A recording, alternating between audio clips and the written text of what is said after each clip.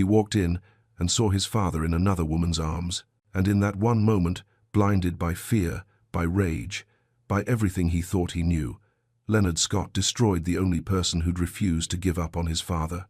Leonard hadn't been home in 3 weeks. He'd been in London closing a deal that would change his company forever, but something kept pulling at him, a voice in the back of his mind that said, "Go home, see your father." So he left early, 3 days ahead of schedule.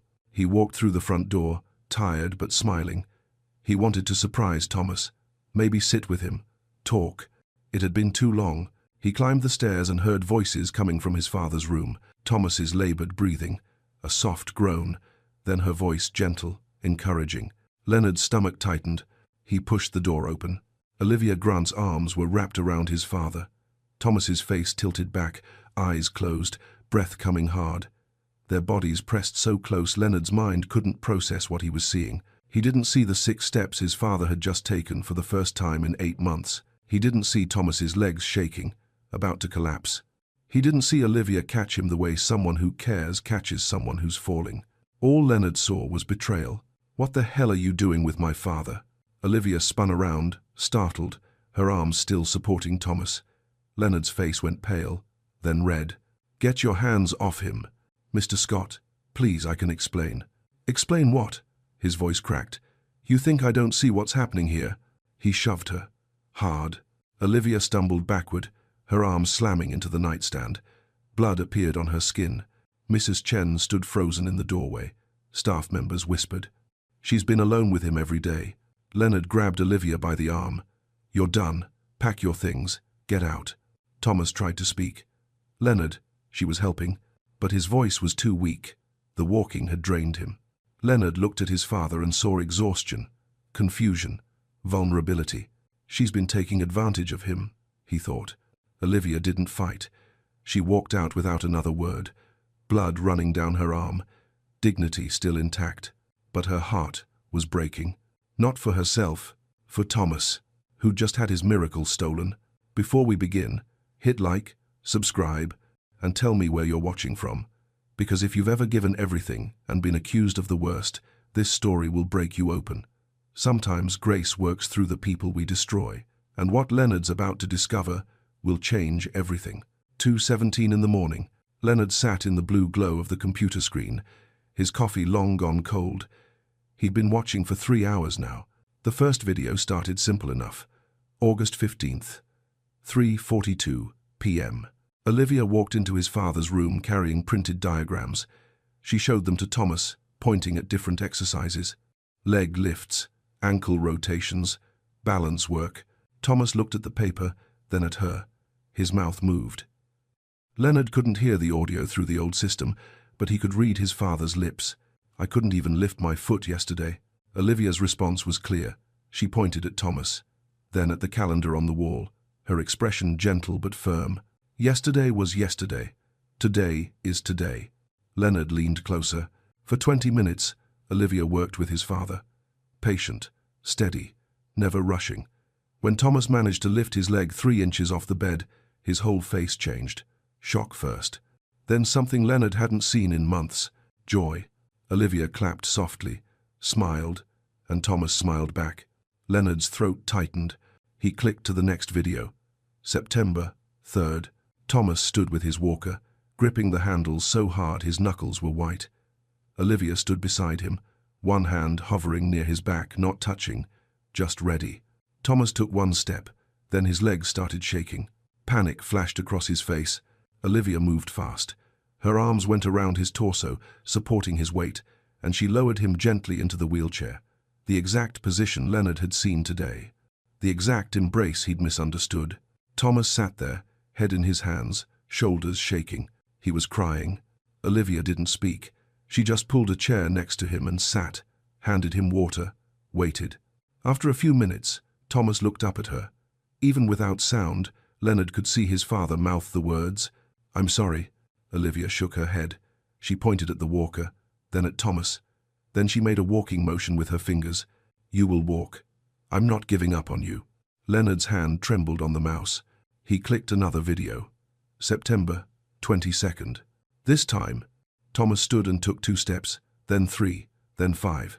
His legs gave out, but Olivia caught him, and when she lowered him into the chair, Thomas buried his face in his hands again. But this time, he wasn't crying from frustration. He was crying from joy. Olivia knelt beside the wheelchair. She took his hand, and Leonard watched his father mouth the words that would haunt him forever. "You gave me my life back." Leonard stood up so fast his chair fell over. He stumbled to the window, gripping the frame, his breath coming hard. "Oh God, what have I done?" He pressed his forehead against the cold glass. Outside, the rain was coming down harder now. The world blurred. Behind him, the video kept playing. He could hear it, the silent footage of his father learning to walk again, learning to hope again, because of her. And he'd thrown her out like garbage. Leonard's chest tightened, his hands started shaking. He turned back to the desk and clicked another video. October 1st. The camera showed Olivia in the corner of the room, sitting on the floor, her head in her hands. Thomas was asleep in his chair, exhausted from therapy, and Olivia was crying. Her whole body shook with silent sobs. She wiped her eyes, took a breath, composed herself. Then she stood, checked on Thomas, and went back to organizing his medications. She never asked for help, never complained, never stopped. Leonard sank into the chair.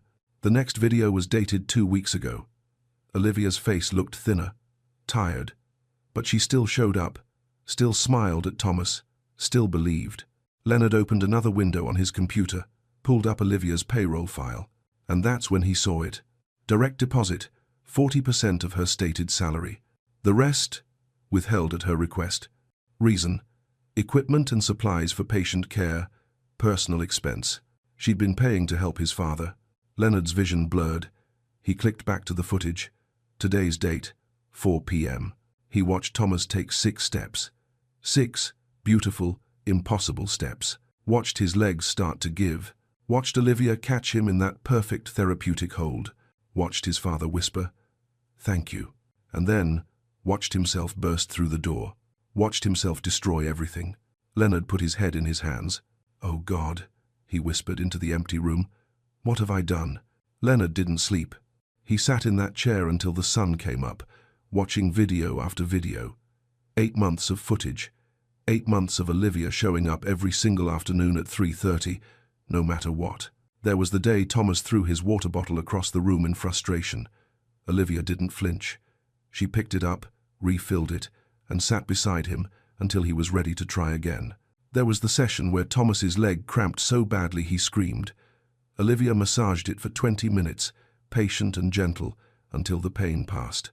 There was the afternoon she arrived with her eyes red and swollen. Clearly she'd been crying about something. But the moment she walked into Thomas's room, she smiled.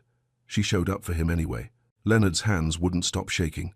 At 6 in the morning, he grabbed his keys and headed downstairs. Alan was already in the kitchen, preparing morning tea. "Where is she?" Leonard asked. His voice came out hoarse. "Where did Olivia go?" Alan looked up, surprised. I don't know, sir. She left around 1 this morning, didn't say where." Leonard's chest tightened. "Did she leave a forwarding address? A phone number?" "No, sir. She just left." Leonard ran a hand through his hair. "What about her things, her room?" "Empty." Leonard turned and headed toward the guest wing anyway. He pushed open the door to Olivia's room. Alan was right. Empty. The bed was made. The surfaces wiped clean. It looked like no one had ever lived there at all, except for one thing.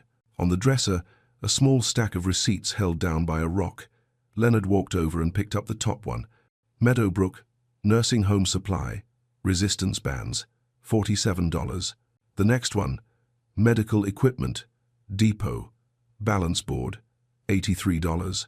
The next, therapeutic footwear, $126. Leonard flipped through them. Dozens of receipts, hundreds of dollars, all of it Olivia's own money. Beneath the receipts, a work schedule from Meadowbrook Nursing Home, night shift, 3 days a week, 11 p.m. to 6 a.m. She'd been working 2 jobs, just to help his father. Leonard's legs gave out. He sat on the edge of the bed, the receipts trembling in his hands. On the nightstand, he noticed something else, a small notepad. The top page had been torn off, but the imprint remained. He held it up to the light. "Mum deposited $800. Should cover this month. Love you. Leonard closed his eyes. She'd been sending money home, to her mother, and still somehow found a way to buy equipment for Thomas. A soft knock at the door. Alan stepped inside. "Sir, your father is awake. He's asking for Miss Grant." Leonard looked up. "What do I tell him?" Alan's expression was gentle but firm. "The truth, sir. It's all we have left." Leonard stood slowly, the receipts still in his hand. He walked down the hall to his father's room. Thomas was sitting in his wheelchair by the window, staring out at nothing. "Dad." Thomas didn't turn. "Is she gone?" Leonard's throat closed. "Yes. Did you apologize?" I tried to find her. She's not." "Did you apologize?" Thomas's voice was quiet, broken. "Not yet." Thomas finally turned, and the look in his eyes, disappointment, grief, something deeper than anger, nearly broke Leonard in half. "She gave me everything," Thomas whispered, "and you took it all away." Leonard's hands shook. "I know. I watched the footage. I saw. Everything. Then you know what you destroyed." Leonard nodded. He couldn't speak. Thomas turned back to the window. "Find her. Make this right. Or don't come back." Leonard drove to the address listed on Olivia's employment file. A small apartment complex in Riverside, 40 minutes from the estate. He knocked on apartment 3B. No answer. He knocked again. Harder. A door opened across the hall. An elderly woman in a faded robe peered out. "You looking for Olivia?" "Yes." "Do you know where she is?" The woman studied him. Her eyes narrowed. "You're him, aren't you? The one who fired her?" Leonard's jaw tightened. "Please, I need to find her. She doesn't live here anymore. Moved out 2 months back to save money. Do you know where she went?" The woman hesitated, then sighed. "She works nights at Meadowbrook. That's all I know." Leonard was already heading back to his car. Meadowbrook Nursing Home sat on the edge of town, a low brick building with tired landscaping. Leonard pulled into the parking lot just after 7 in the morning. Inside, the fluorescent lights hummed. A nurse sat behind the front desk, filing charts. "I'm looking for Olivia Grant," Leonard said. The nurse looked up. Her expression shifted when she recognized him. "You've got some nerve showing up here. Please, I just need to talk to her. She's with a patient, and I'm not interrupting her for you." Leonard stepped back. "Then I'll wait. Suit yourself." He sat in the hard plastic chair by the window. The minutes crawled. He watched through the glass as Olivia moved through the corridor with an elderly man, helping him practice walking with a cane. Her movements were the same ones he'd seen in the videos. Patient, gentle, focused. The man took 4 shaky steps and smiled. Olivia smiled back. And something in Leonard's chest cracked open. 6 o'clock came. Shift change. Olivia emerged from the patient wing, pulling her jacket on. She looked exhausted. Her eyes had dark circles beneath them. She froze when she saw Leonard. For a moment, neither of them moved. Then she turned and walked toward the exit. Leonard followed. "Olivia, please, just give me 5 minutes." She pushed through the door into the grey morning light. "I don't have anything to say to you." "Then just listen." She kept walking toward her car, a beat-up Honda with a dented bumper. Leonard's voice cracked. "I watched the footage. All of it. 8 months of it." Olivia stopped. Her hand was on the car door handle, but she didn't open it. "I know what you did for my father," Leonard continued. "I know you paid for his equipment yourself. I know you worked 2 jobs just to afford it. I know you never asked me for anything." Olivia's jaw tightened. "And now what? You watched some videos and decided I'm acceptable?" "No." Leonard stepped closer. "Nothing makes what I did acceptable. I was wrong. Completely wrong. You humiliated me in front of everyone." Her voice shook. "You shoved me. You called me a predator. You threw me out like I was nothing. I know. You have no idea what you took from me." Tears filled her eyes now. "I gave your father everything I had, every afternoon, every ounce of strength, and you destroyed it in 5 minutes." Leonard pulled out his phone, showed her the bank statements, the receipts. "You paid for his therapy out of your own pocket. You worked overnight just to afford it." Olivia looked away. "That doesn't matter now." "It matters to me." Leonard's voice dropped. "My father won't speak to me. He told me to find you, or not come back." Olivia wiped her eyes. "Good. He's right. I destroyed the best thing that ever happened to him." Leonard paused. "I want to make this right. I'm creating a foundation. For stroke survivors who can't afford rehabilitation. Olivia laughed bitterly. You think money fixes this? No, but it's a start. He met her eyes. I'm funding it with $50 million, and I want you to run it. As Director of Patient Care, full benefits, $250,000 a year. You hire your own staff. You set your own protocols. Olivia stared at him. Why should I trust you? You shouldn't. Leonard's voice was raw. But my father does. He wrote you a letter, asked me to give you this. He handed her a folded paper. Thomas's handwriting. Olivia opened it. Read it. Her hands trembled. He wants you back, Leonard said quietly. Not as a maid, as family. Olivia folded the letter, pressed it to her chest. For a long moment, she said nothing. Then, I'll come back. For him, not for you. Leonard nodded. And I have conditions, she continued. You don't question my medical decisions. You don't interfere with my methods. And you publicly clear my name with every person who saw what happened. Done. Olivia opened her car door, then stopped. One more thing. Anything. When your father walks again, really walks, you'll be there to see it, and you'll remember what you almost destroyed. Leonard's eyes filled. I'll never forget. Olivia returned to the estate 3 days later. The West Wing had been transformed. Contractors had installed wheelchair ramps, safety rails, therapy equipment. What used to be a drawing room was now a rehabilitation center. Leonard stood in the main hallway when she arrived, hands in his pockets, unsure what to say. Olivia walked past him without a word. Thomas was in the therapy room, sitting by the window. When he saw her, his whole face changed. Olivia. She crossed the room and knelt beside his wheelchair. I'm here. Thomas reached for her hand, held it like he'd been drowning and she was air. I thought you were gone for good. I was, she said softly. But you asked me to come back. Thank you. His voice cracked. Thank you. Leonard watched from the doorway. The reunion he should have had with his father. The forgiveness he didn't deserve. Thomas looked past Olivia and met Leonard's eyes. There was no warmth there, just distance. Come see what we've built, Dad, Leonard said quietly. Thomas nodded, but he didn't let go of Olivia's hand. Over the next 2 weeks, Olivia built a team. Dr. James Chen, a neurologist who'd been following her work for months, signed on immediately. Then Patricia Morrison, a physical therapist from the VA.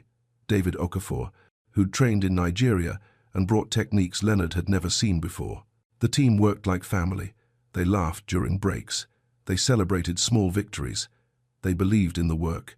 But between Leonard and Olivia, there was only silence. He tried once, brought her coffee the way she used to drink it. 2 sugars, no cream. She looked at the cup, then at him. I can make my own coffee. She walked away. Leonard poured it down the sink. The foundation's first patient arrived on a Tuesday morning. Margaret Chen, Dr. Chen's mother, 67. Left side paralyzed from a stroke 4 months earlier. She rolled through the door in a transport wheelchair, her face hollow with defeat. They told me I'm done, she said to Olivia. That this is it. Olivia knelt beside her. They were wrong. Margaret's eyes filled. How do you know? Because I've seen what people can do when someone refuses to give up on them. Margaret looked at Thomas, who was standing now, leaning on his cane but standing. That's Mr. Scott, Olivia said. 8 months ago, doctors said he'd never leave his wheelchair. Now look at him. Thomas walked forward, slow, unsteady, but walking. He stopped in front of Margaret. It's going to hurt. Some days you'll hate us, but we're not going anywhere. Margaret started crying. Olivia handed her a tissue. Let's get started. Leonard watched from his office window as Olivia worked with Margaret that first afternoon. The same patience, the same belief, the same refusal to accept defeat. And he realized something that made his chest ache. Olivia had been doing this all along. Not for recognition, not for money, not even for gratitude. She did it because she couldn't walk away from people who needed her. Even when walking away would have been easier. Even when staying cost her everything. That evening, Leonard found Olivia in the therapy room, cleaning equipment. Can I help? He asked. She didn't look up. I've got it. Olivia, don't. Her voice was quiet but firm. Don't try to fix this with words. You want to make it right? Then show up. Do the work. Prove you actually care about these people, and not just your guilt. She walked past him, turned off the lights, and left. Leonard stood in the dark.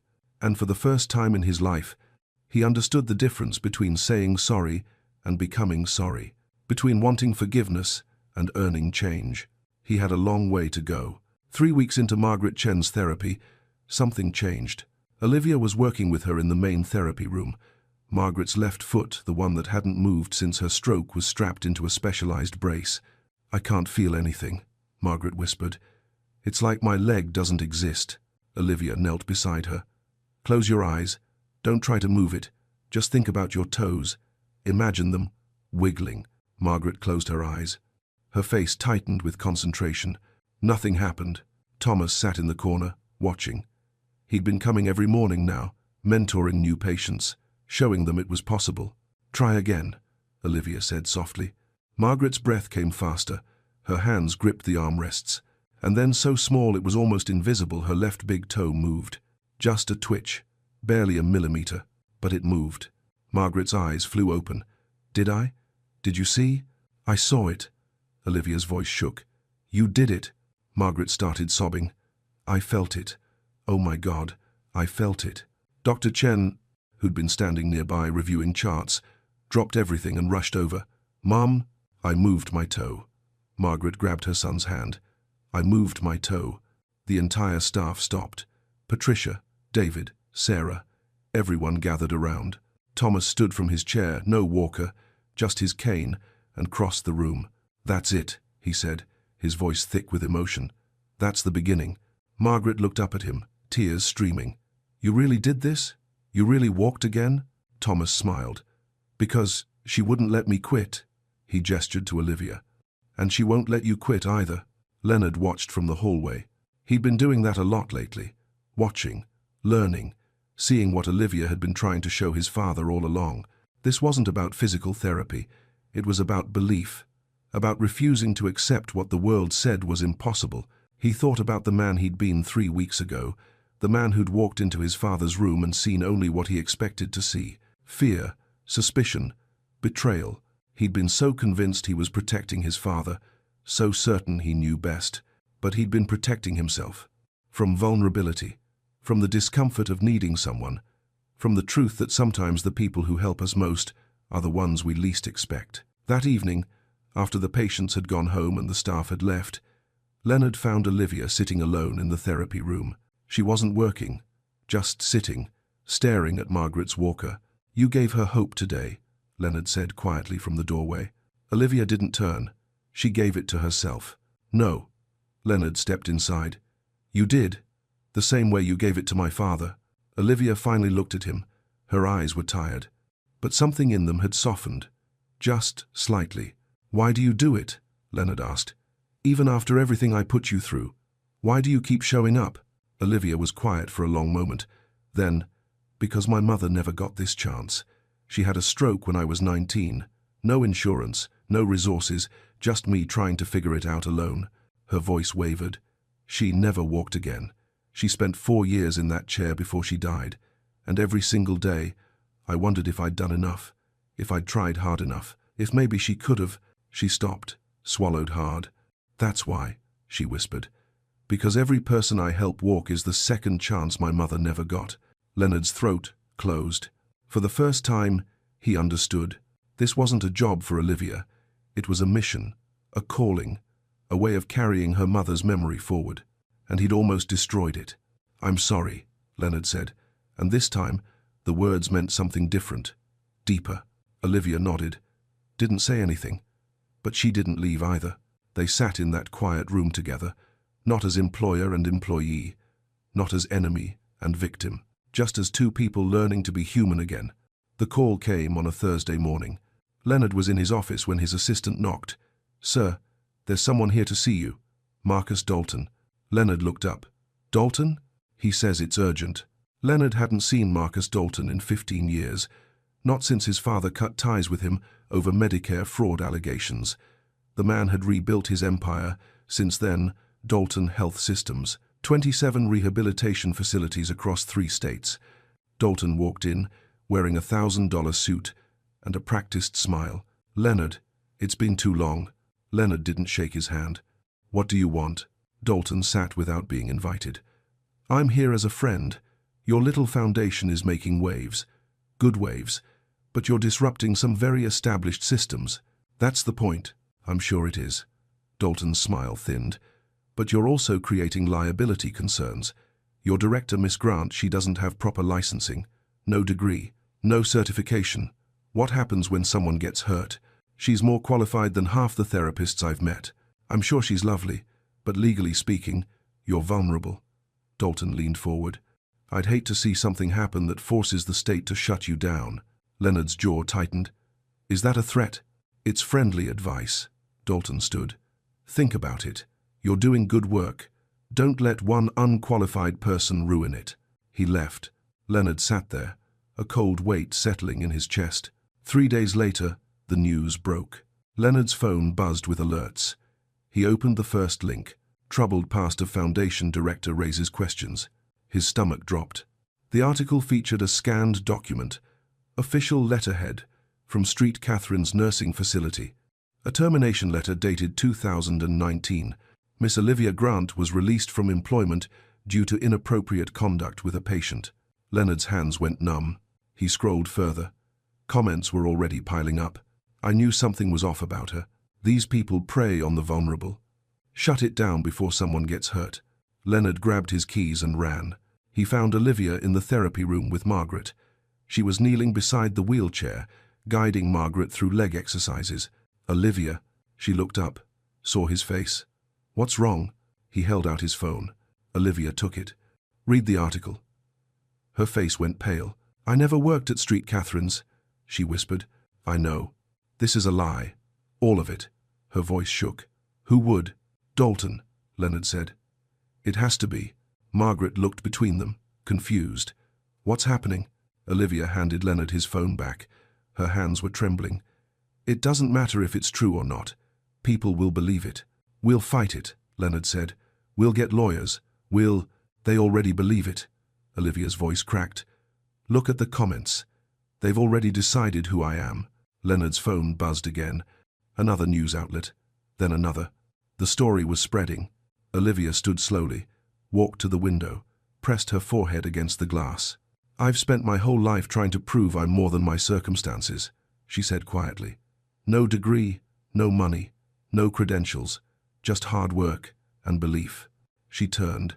Tears streamed down her face, and in one article, they erased all of it. Margaret wheeled closer. Olivia, we know the truth. Everyone here knows. But Olivia shook her head. 3 families already called this morning. They're pulling their loved ones out. They don't want me near them. Leonard's chest tightened. We'll fix this. How? Olivia's voice broke completely now. How do you fix a lie that people want to believe? She walked past him, out of the room. Leonard stood there, Margaret looking up at him with worry in her eyes. And for the second time, Leonard watched Olivia walk away not because she wanted to, but because someone had taken her dignity and torn it to pieces. Only this time, he wasn't the one who'd done it, but he was the one who had to fix it. Olivia stopped coming to the estate. She didn't quit, didn't make an announcement. She just stopped showing up. Leonard called her phone. No answer. He drove to Meadowbrook. The nurse at the desk said Olivia had taken a leave of absence. Where is she? I don't know. And if I did, I wouldn't tell you. Leonard stood in the parking lot, lost. Back at the foundation, the damage was spreading. 5 families pulled their loved ones out. The phone stopped ringing with new inquiries. Donors who'd pledged money suddenly had budget concerns. Margaret Chen was one of the few who stayed. I don't care what they say, she told Leonard. Olivia gave me my life back. I'm not leaving. But even Margaret's loyalty couldn't stop what was coming. The State Medical Board sent a formal notice. An investigation had been opened. Allegations of practicing medicine without a license. A hearing scheduled in 10 days. If the board ruled against them, the foundation would be shut down permanently. Leonard sat in his father's study that night, surrounded by legal documents he barely understood. Thomas wheeled himself in. He didn't say anything at first, just sat there in the dim light. I failed her again, Leonard finally said. Yes, Thomas replied quietly. You did. Leonard looked up, expecting anger, but his father's face held something else. Sadness. I spent 40 years building companies, Thomas continued, making deals, winning. And you know what I learned when I had that stroke? Leonard shook his head. That winning doesn't mean anything if you don't know who you're fighting for. Thomas leaned forward. You're sitting here drowning in paperwork. But Olivia's out there somewhere, alone, believing the world thinks she's a monster. I don't know where she is. Then find her. Thomas's voice was firm now. Stop hiding behind lawyers and documents. Go find her. And when you do, don't tell her you'll fix it. Show her she's not alone. Leonard drove for 2 hours before he found her. A small chapel on the edge of town. The parking lot was empty except for one beat-up Honda. Inside, the chapel was dim. Candles flickered near the altar. Olivia sat in the front pew, head bowed, hands folded. Leonard slid into the pew beside her, said nothing, just sat. After a long silence, Olivia spoke. My mother used to bring me here when I was little, when things got hard. Her voice was barely a whisper. She'd say, when people don't see you, God does. Leonard's throat tightened. I keep telling myself that, Olivia continued, that the truth matters, that God sees. But it doesn't stop the pain. I know. Olivia finally looked at him. Her eyes were red, exhausted. Why are you here? Because you shouldn't be alone. I've been alone before. I know. But not this time. Olivia looked back at the altar. A tear slid down her cheek. They're going to shut us down, aren't they? Not if I can help it. You can't fight this, Leonard. Dalton has money. Lawyers. Power. So do I. Leonard turned to face her. But more than that, we have something he doesn't. What? The truth. And people who've lived it. Olivia wiped her eyes. Margaret. And Thomas. And every patient whose life you changed. Leonard's voice grew stronger. They're going to testify. They're going to tell the board exactly who you are. Olivia's breath caught. You think it'll be enough? I don't know, Leonard admitted. But I'm not giving up. And neither are you. For the first time in days, something shifted in Olivia's face. Not hope. Not yet. But the possibility of it. She nodded slowly. Okay. Okay? Let's fight. Leonard felt something release in his chest. They sat together in that quiet chapel, candlelight dancing on the walls, and for the first time since the lie broke, Olivia didn't feel alone. And Leonard understood what his father had been trying to teach him all along. You don't save people by fixing their problems. You save them by standing beside them when everything falls apart. The State Medical Board hearing room was cold, sterile. 5 board members sat behind an elevated bench, faces unreadable. Dalton's legal team filled the front row. 4 attorneys in matching suits. Leonard sat beside Olivia. Patricia Okafor, the civil rights attorney David's sister had recommended, sat on Olivia's other side. The board chair cleared his throat.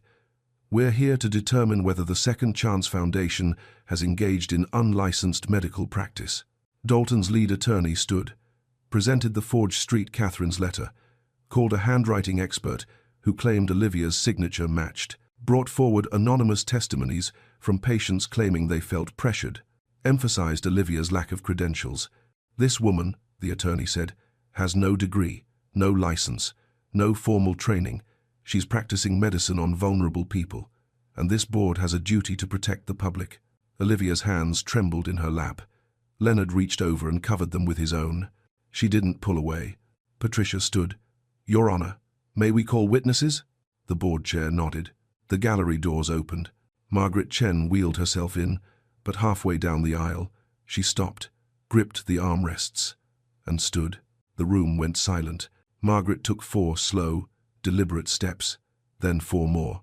She reached the witness stand and turned to face the board. 3 months ago, doctors told me I'd never walk again. Insurance called me maximum medical improvement. Gave up on me. Her voice shook. Miss Grant didn't. She saw something in me nobody else could see. And now I'm standing here. A board member leaned forward. Mrs. Chen, we're not disputing Miss Grant's intentions. Then don't dispute her results. Margaret interrupted. I walked into Dalton's facility in a wheelchair, stayed 8 months, got worse. I walked into the Second Chance Foundation in a wheelchair. 6 weeks later, I'm standing. She sat down. Next, Thomas walked to the stand. No wheelchair, just his cane. He looked directly at Marcus Dalton in the gallery. Marcus and I were business partners 25 years ago, until I discovered he was defrauding Medicare. I turned him in. He rebuilt his empire. And now he's trying to destroy the one person who actually helps people instead of billing them. Thomas turned to the board. My son fired Miss Grant because he thought she was hurting me, but she was saving me. And the day he threw her out, I wanted to die. Not from the stroke, from the realization that we punish goodness because we don't recognize it. His voice cracked. Don't make the same mistake. Then came Robert Walsh, 80 years old, Vietnam veteran. He walked to the podium unassisted. Dalton's facility kept me 8 months, billed the VA $89,000. I left worse than I came. He pointed at Olivia. 6 weeks with her, free, and I'm walking. Patricia stood again. Your Honor, I'd like to call one final witness. The doors opened. A woman in a business suit walked in. Professional, confident. State your name for the record, Patricia said. Rebecca Kim, former Director of Marketing for Dalton Health Systems. Dalton's face went white. Rebecca pulled out a folder. 3 weeks ago, I resigned. I couldn't stay silent anymore. She handed documents to the board. These are internal emails from Mr. Dalton instructing his team to fabricate evidence against Miss Grant. She pulled out a USB drive. This contains audio of Mr. Dalton explicitly saying, I don't care if the accusations are true. Kill the program. Destroy the girl. The room erupted. The board chair banged his gavel. Order. Dalton's attorneys scrambled, whispered frantically. The board huddled for 15 minutes. When they returned, the chair's face was grim. The complaint against the Second Chance Foundation is dismissed. Furthermore, we're referring this matter to the State Attorney General for criminal investigation. The room exploded with applause. Olivia collapsed into Leonard's arms, sobbing. But outside, in the parking lot, Leonard's phone rang. Alan's voice was panicked. Sir, it's your father. He collapsed. Ambulance is on the way. Leonard's world stopped. Leonard and Olivia ran through the hospital doors together. Thomas was in the ICU. Second stroke. Left side, paralyzed again. When they reached his room, he was agitated. Monitors beeping frantically. Nurses trying to hold him still. Mr. Scott, you need to calm down. But Thomas fought them. His blood pressure spiked. 190 over 110. The doctor turned to Leonard. We may need to sedate him. No, Olivia said. She pushed past the nurses. Let me through. She sat beside Thomas and took his right hand, the one he could still move. Thomas, it's me. I'm here. His eyes found hers, wild, terrified. You're safe, she whispered. I'm not leaving. Slowly, so slowly, his breathing steadied. His grip loosened. The monitors started calming. Within 10 minutes, his blood pressure dropped to 145 over 90. The doctor stared at the monitors, stunned. I've never seen anything like that. Olivia didn't let go of his hand. 3 days later, Thomas woke up. His left side was weak, weaker than before. The doctor said recovery would be slow, uncertain. But when Thomas looked at Olivia, he smiled. Told you, he whispered. Can't get rid of me that easy. Olivia's eyes filled. Don't you ever scare me like that again. Deal. The news about Dalton broke nationally that week. Federal prosecutors filed charges. Fraud, conspiracy, obstruction of justice. Marcus Dalton faced 20 years. His facilities were investigated.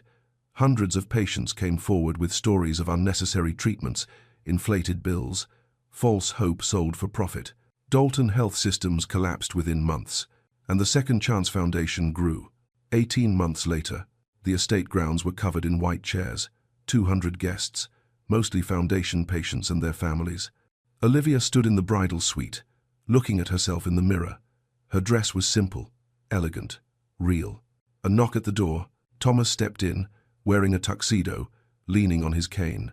You look beautiful, he said. Olivia's eyes filled. You're really going to do this? Walk you down the aisle? Thomas smiled. I've been practicing. She crossed the room and hugged him, held on tight. Thank you, she whispered, for believing in me when no one else did. You gave me my life back, Olivia. This is the least I can do. The music started. Thomas extended his arm. Olivia took it, and together, they walked down the aisle. Slow, steady, every step a miracle. Margaret Chen sat in the front row, wiping tears. Robert Walsh stood at attention. Dr. James Chen waited at the altar, his face full of love. Leonard stood beside James as best man. When Olivia passed, she met his eyes, and she smiled, not the cautious smile of someone still healing, but the real smile of someone who'd forgiven. Leonard smiled back, and for the first time in 2 years, he felt whole. 5 years later, the Second Chance Foundation operated in 11 states, 200 therapists trained in Olivia's methods, thousands of patients given hope. Thomas volunteered 4 days a week, until the day he passed peacefully in his sleep at 82. His journal entry the night before he died read, "I lived through 2 strokes. Olivia gave me years I wasn't supposed to have. I walked her down the aisle. I saw my foundation change lives. I have no regrets. This is what grace looks like." The study where Leonard first watched the security footage, the room where everything changed, became a memorial. The walls were covered with photos, hundreds of patients holding signs, "Second chances are real." In the center, a framed image, Olivia, holding Thomas after his first 6 steps, his face tilted back in gratitude, her arms supporting not just his body, but his hope. Beneath it, a plaque. The moment that changed everything. October 12th. Olivia stood there one afternoon, watching a new patient take her first steps in the therapy room next door. Leonard found her there. "What are you thinking?" he asked. She watched the woman stumble, then catch herself, watched her family cheer. "I'm thinking your father was right," Olivia said softly. "Legacy isn't what you build. It's who you help build themselves." Leonard stood beside her. "He'd be proud of you. He'd be proud of us." They watched together as another impossible thing became possible. Outside, in Thomas's garden, flowers bloomed in the afternoon sun, and somewhere in every person who'd learned to walk again, in every family reunited with hope, in every second chance given, Thomas's spirit lived on. Not in what he'd built, but in who he'd helped become whole. Every doctor said it was impossible. Permanent nerve damage. No chance of recovery. Accept it and move on. James Nolan had accepted it. For 3 years, he'd accepted it, until that afternoon. He came home early and saw something that shouldn't have been possible. His son was standing. James stood frozen on the terrace, briefcase still in his hand. Stephen, his boy who hadn't stood in 3 years, was gripping Helen's shoulders, his legs trembling beneath him. Helen, the woman he'd hired to care for Stephen, knelt in the grass by the reflecting pool, her hands barely supporting his calves, and Stephen was standing. James couldn't move, couldn't breathe. It lasted 5 seconds, maybe less. Then Stephen's legs gave out and he collapsed into Helen's arms. Both of them were crying, laughing, holding each other like something sacred had just happened. James had spent $3 million on specialists, Harvard doctors, 12 of them. Every single one said the same thing. Stephen would never walk again. But here, right in front of him, was proof they were wrong. He should have felt joy, relief, gratitude. Instead, something cold gripped his chest. Because if this woman, someone with no medical degree, no credentials, someone he paid $18 an hour, could do what all those experts couldn't, then what did that say about every choice he'd made? Every time he'd told Stephen to accept his limitations, every time he'd chosen his company over being present, his voice came out sharp, colder than he intended. "What exactly are you doing with my son?" Helen turned, her eyes met his, calm, steady. Stephen's joy vanished, his face went pale. "Dad, But James wasn't listening. He was staring at Helen, his mind racing with liability, lawsuits, unauthorized treatment, risk. And in that moment, fear made the decision for him. Before we begin, like, subscribe, and tell me where in the world you're watching from. Because maybe you need to remember today, hope shows up in the most unexpected places. "Dad, please. She's helping me." Stephen's voice cracked across the terrace. He reached toward Helen, his small hands trembling. James didn't look at him.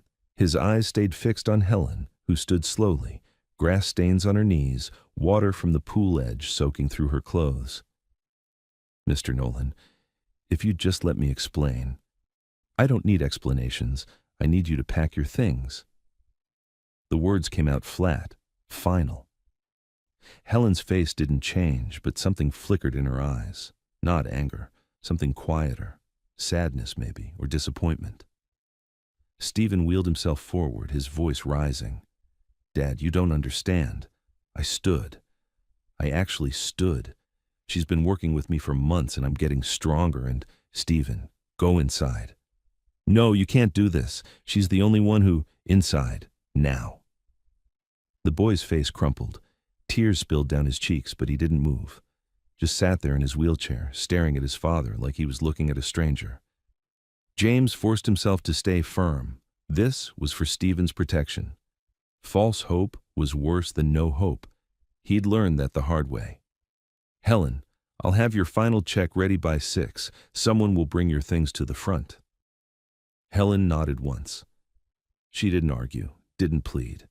Just looked at Stephen, her expression soft. "You did so good today," she said quietly. "Don't forget that." Then she walked past James, her step steady, and disappeared into the house. Stephen watched her go. When she was out of sight, he turned to his father. "I hate you." The words were small, barely a whisper, but they landed like stones. Stephen spun his wheelchair around and rolled toward the house, his shoulders shaking. James stood alone by the pool, the afternoon sun warm on his face, the sound of water lapping gently against the stone edge. He'd done the right thing. He had to believe that. But dinner that night was silent.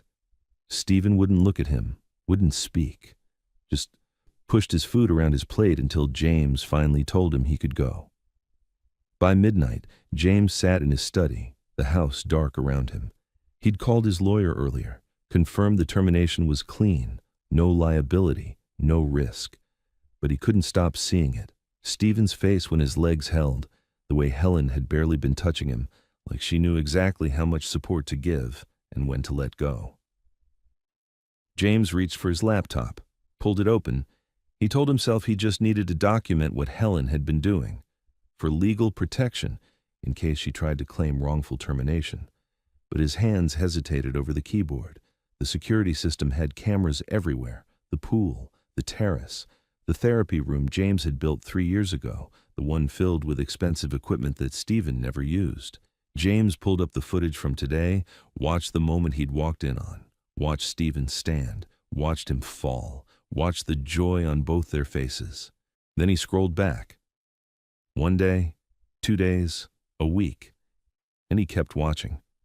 What he saw made his breath catch in his throat. James sat in the blue glow of his laptop screen, the house silent around him. He'd been watching for an hour, maybe 2. He'd lost track. The footage showed everything. Helen arriving early every morning, a notebook tucked under her arm. Helen on her lunch break, laptop open, searching through medical journals and therapy research. Helen in the pool with Stephen, guiding his legs through exercises while she counted out loud, her voice patient and steady.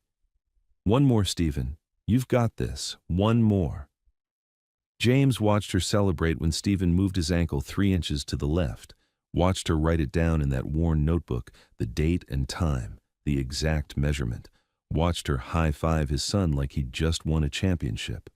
There was no recklessness, no guessing, just weeks and weeks of careful, methodical work. James scrolled further back, found footage from 6 months ago, Stephen barely moving at all, Helen talking to him softly, telling him stories, making him laugh even when the exercises hurt. "Your mom would be so proud of you," she'd said once, her hand resting gently on Stephen's shoulder. "She'd see how hard you're trying." Stephen had cried that day, and Helen had just held him, not saying anything, just being there. James's throat tightened.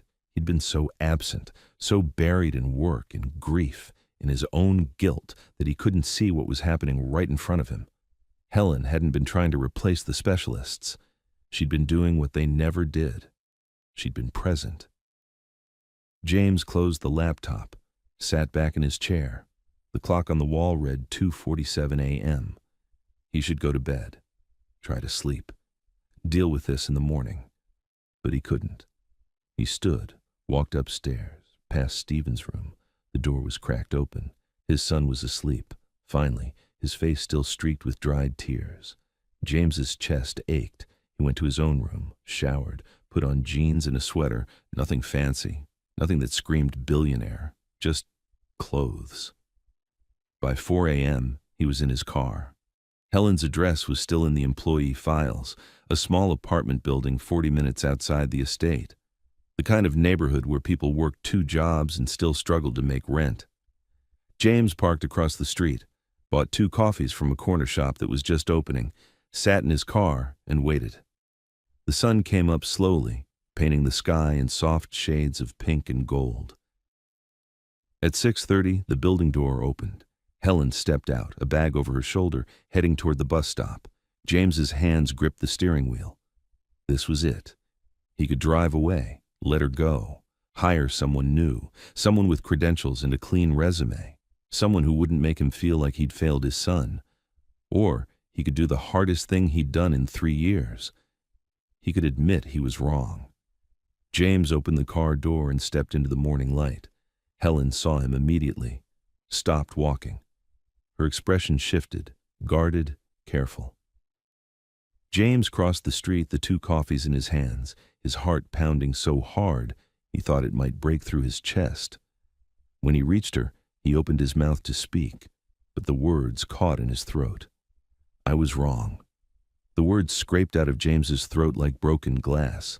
Helen stood on the sidewalk, her bag over her shoulder, the morning sun behind her.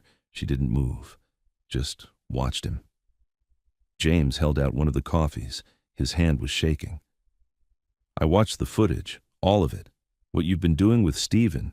It's not careless, it's not reckless. His voice cracked. It's everything I should have been doing. Helen's eyes stayed on his face, reading him, measuring. I can't take back what I said yesterday, James continued. I can't undo firing you in front of my son, but I'm asking you, please, come back, full time, whatever terms you need. I'll sign anything. Just don't give up on him because I was too scared to believe. The street was quiet. A bus rumbled past. Somewhere a dog barked. Helen took the coffee, held it between her hands. I'm not doing this for you, Mr. Nolan, she said finally. I'm doing it for Stephen. I know.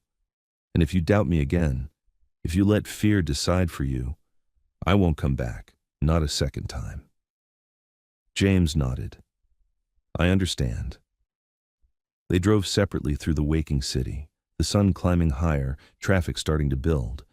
When they pulled into the estate, the front door opened before they even parked. Stephen. He must have been waiting by the window all night. The boy wheeled himself down the ramp so fast he nearly tipped forward. When he reached Helen, she dropped to her knees on the gravel. Stephen threw his arms around her neck and held on like she was the only solid thing left in his world. You came back, he whispered. You came back. I'm here, Helen said softly. I'm not going anywhere. James stood by his car, watching his son cling to the woman who'd done what he couldn't. His throat burned. The household staff had gathered by the door. Cook, gardener, housekeeper, all of them watching. Some smiled. Some wiped their eyes. They'd seen what James had missed. That afternoon, James did something he hadn't done in 3 years. He canceled his meetings, all of them.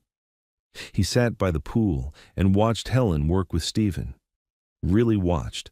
Saw the way she counted each movement, encouraged every effort, celebrated the smallest progress. Does it hurt? James asked Stephen during a break. Stephen looked surprised his father was even there. A little, but it's a good hurt. Like something's waking up. James's chest tightened. Later, as the sun started to set, Stephen looked up at his father. His voice was small, scared. Dad, you're not going to send her away again, are you? James knelt beside the wheelchair. No, I promise. You promised Mom you'd always be here too. And then you weren't. The words hit like a fist. James opened his mouth, closed it. He had no defense. I know, he said finally. But I'm here now, and I'm learning. Helen's teaching me too. Stephen studied his father's face, then nodded, just a little. That night, James made a call. Dr. Patricia Chen, a specialist he'd worked with years ago on a company case, someone who could provide medical oversight, protect what Helen was building. When he told Helen the next morning, she stiffened. "I'm not trying to replace you," James said quickly. "I'm trying to protect you. If this works, when this works, I want it documented by someone the medical world respects." Helen was quiet for a long moment. Then she nodded. "All right." But neither of them saw the black sedan that pulled up to the estate gates that afternoon, or the man inside taking photos. Richard Strauss sat in his downtown office, reviewing the images his investigator had sent. Helen Grant with the boy, James Nolan watching them, all of it looking very, cozy. Richard leaned back in his leather chair and smiled. "Time to see what this woman's really made of," he murmured. He picked up his phone and made a call. 3 weeks passed. James started coming home earlier, not just on time, early. He'd sit by the pool during Stephen's sessions, asking questions, learning the names of exercises he'd never cared about before.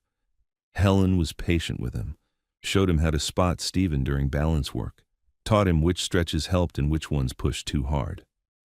"Support here," she'd say, guiding James's hands to Stephen's lower back.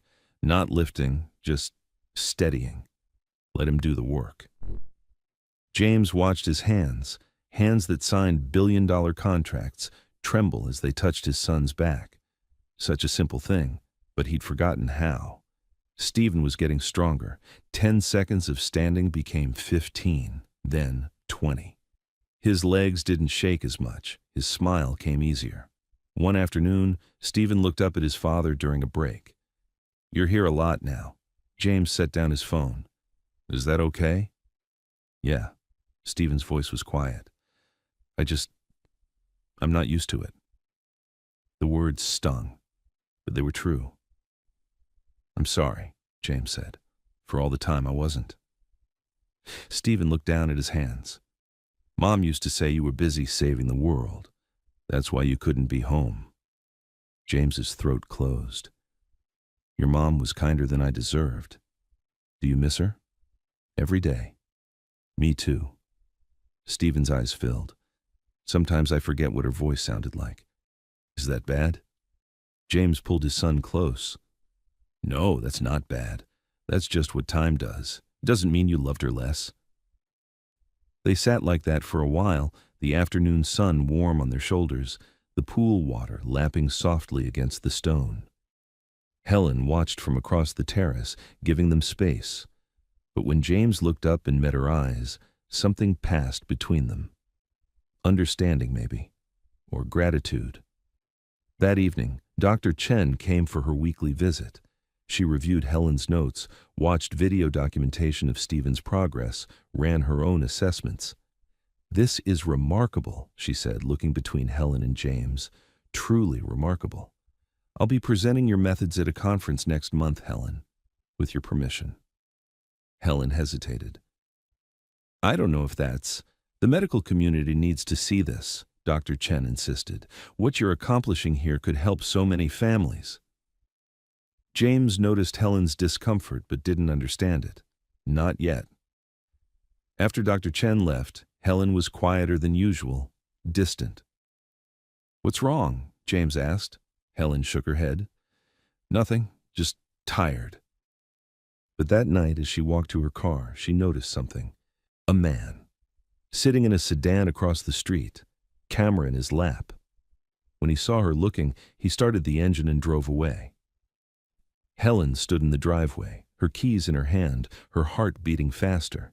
She told herself she was being paranoid. But the next morning, when she arrived at the estate, there were 3 missed calls on her phone, all from the state medical board. Helen stared at her phone. 3 missed calls, 2 voicemails, 1 email with a subject line that made her stomach drop. Formal inquiry, unlicensed medical practice. She sat in her car in the estate driveway, hands shaking, reading the email twice, then 3 times. Someone had filed a complaint, anonymous, claiming she was practicing physical therapy without a license, claiming she was endangering a child. The medical board wanted to interview her, wanted documentation, wanted to know exactly what she'd been doing with Stephen Nolan. Helen closed her eyes and breathed. She'd been careful, so careful. Everything she did was based on research, adapted from legitimate therapeutic methods. Dr. Chen had reviewed it all, said it was sound. But sound didn't matter if someone wanted to destroy her. She got out of the car, walked toward the house, tried to keep her face calm. Stephen was waiting by the door, grinning. "Helen, Dad said we could do pool work today, can we?" "Please." She smiled, forced herself to smile. "Of course." But James saw it immediately. He'd gotten good at reading her these past few weeks, the small shifts in her expression, the way her shoulders tensed when something was wrong. "Stephen, go get changed," James said. "We'll meet you out back." When the boy wheeled away, James turned to Helen. "What happened?" "Nothing. I'm fine." Helen, she met his eyes, and something in his face, the concern, the steadiness, broke through her walls. "The medical board called. Someone filed a complaint against me." James went very still. "What kind of complaint?" "Practicing without a license, endangering a child." Her voice was steady, but her hands weren't. "They want to interview me, review everything I've been doing with Stephen." James's jaw tightened. Who would... He stopped, thought, how would anyone even know what you're doing here? Helen remembered the man with the camera, the sedan that sped away when she looked. "I don't know," she said quietly, "but someone's been watching." James pulled out his phone. "I'm calling my lawyers right now." "Mr. Nolan," "James, and this isn't negotiable. Someone's targeting you because of my son. That makes it my problem." Helen wanted to argue, but the relief she felt was stronger than her pride. That afternoon, while Stephen practiced in the pool, James made calls. Lawyer after lawyer. His voice sharp, commanding, protective in a way Helen had never heard. Stephen didn't notice the tension. He was too focused on his progress, too happy that both his father and Helen were there. "Watch this," he called out, gripping the pool edge. He pulled himself up, legs steadying beneath him, and stood for 30 full seconds. Helen and James both clapped, but their smiles didn't quite reach their eyes. Later, after Stephen went inside to rest, James's lawyer called back. James stepped away to take it. Helen watched his face change as he listened, watched his expression go from concern to something darker. When he hung up, he stood there for a moment, staring at nothing. "What is it?" Helen asked. James turned to her. "My lawyer did some digging. The complaint came from someone with connections to Nolan Industries." Helen's stomach dropped. "What does that mean?" "It means this isn't about you." His phone buzzed. A text message. He looked at the screen and his face went pale. "It's about me." The text message was simple. 3 words. "We need to talk." It was from Richard Strauss, James's business partner of 15 years. James stared at the screen, his mind racing. Richard. Of course it was Richard. "What does it say?" Helen asked. James showed her. Helen's face went pale. "Why would your business partner file a complaint against me?" "I don't know yet, but I'm going to find out." That evening, after Stephen went to bed, James drove to Richard's house. A sprawling estate not unlike his own, all white stone and manicured lawns. Richard answered the door himself, smiled like they were old friends meeting for drinks. "James, come in." They sat in Richard's study. Leather chairs, expensive scotch, the kind of room where deals were made and lives were changed. "You filed a complaint against Helen Grant," James said. No preamble, no pleasantries. Richard's smile didn't falter. "I was concerned. For you. For Stephen. Concerned." "James, listen to yourself. You've been spending all your time at home, missing board meetings, canceling investor calls. The merger vote is in 6 weeks, and you're nowhere to be found." "My son is walking again." "Because of an unlicensed caregiver using God knows what methods." Richard leaned forward. "What happens when he gets hurt? When she pushes too far and something breaks? You'll be ruined.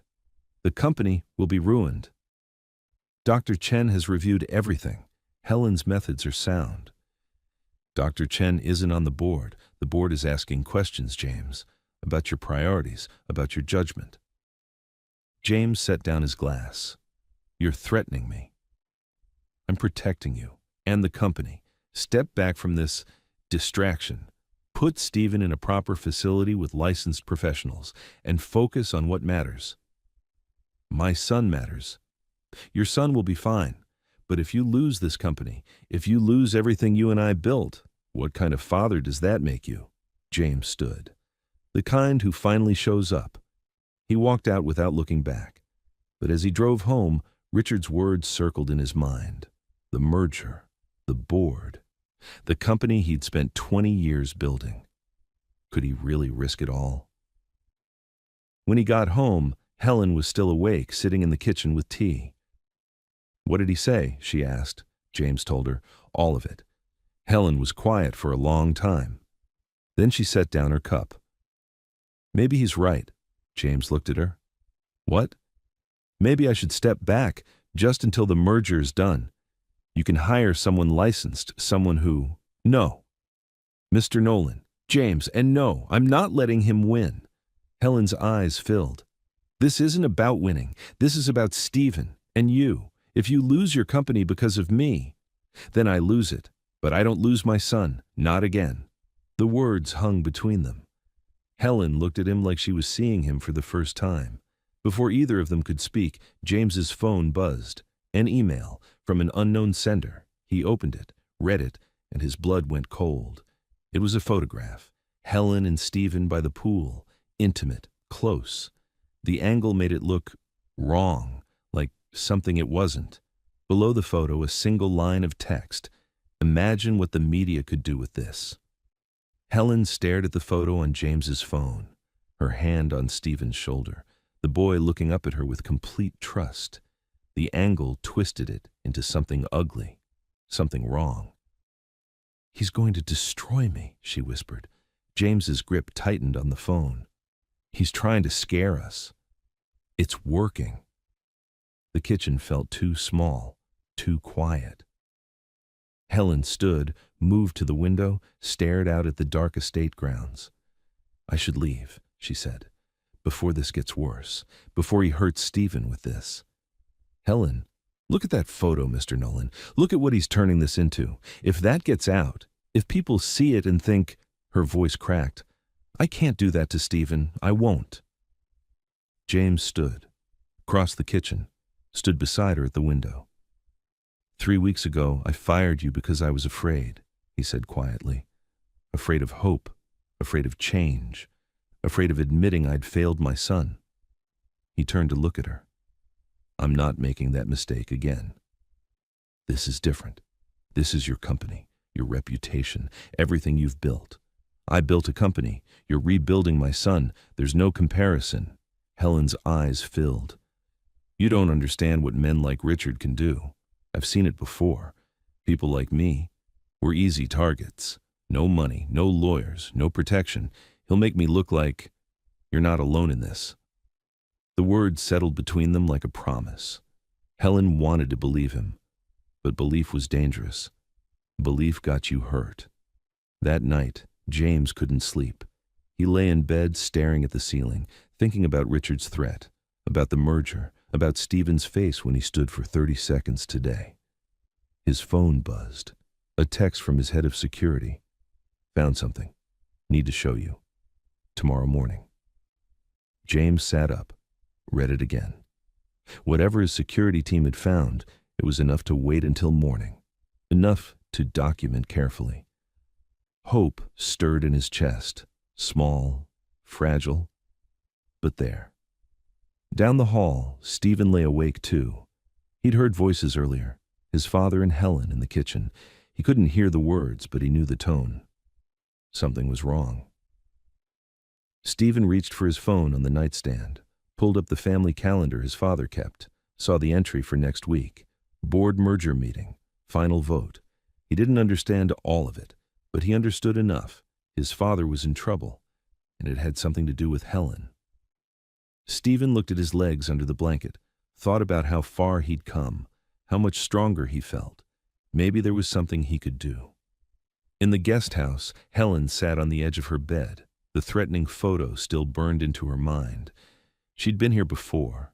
Different city, different family, different accusations, but the same ending. People like her didn't win against people like Richard Strauss. She pulled out her phone, started typing a resignation letter to James.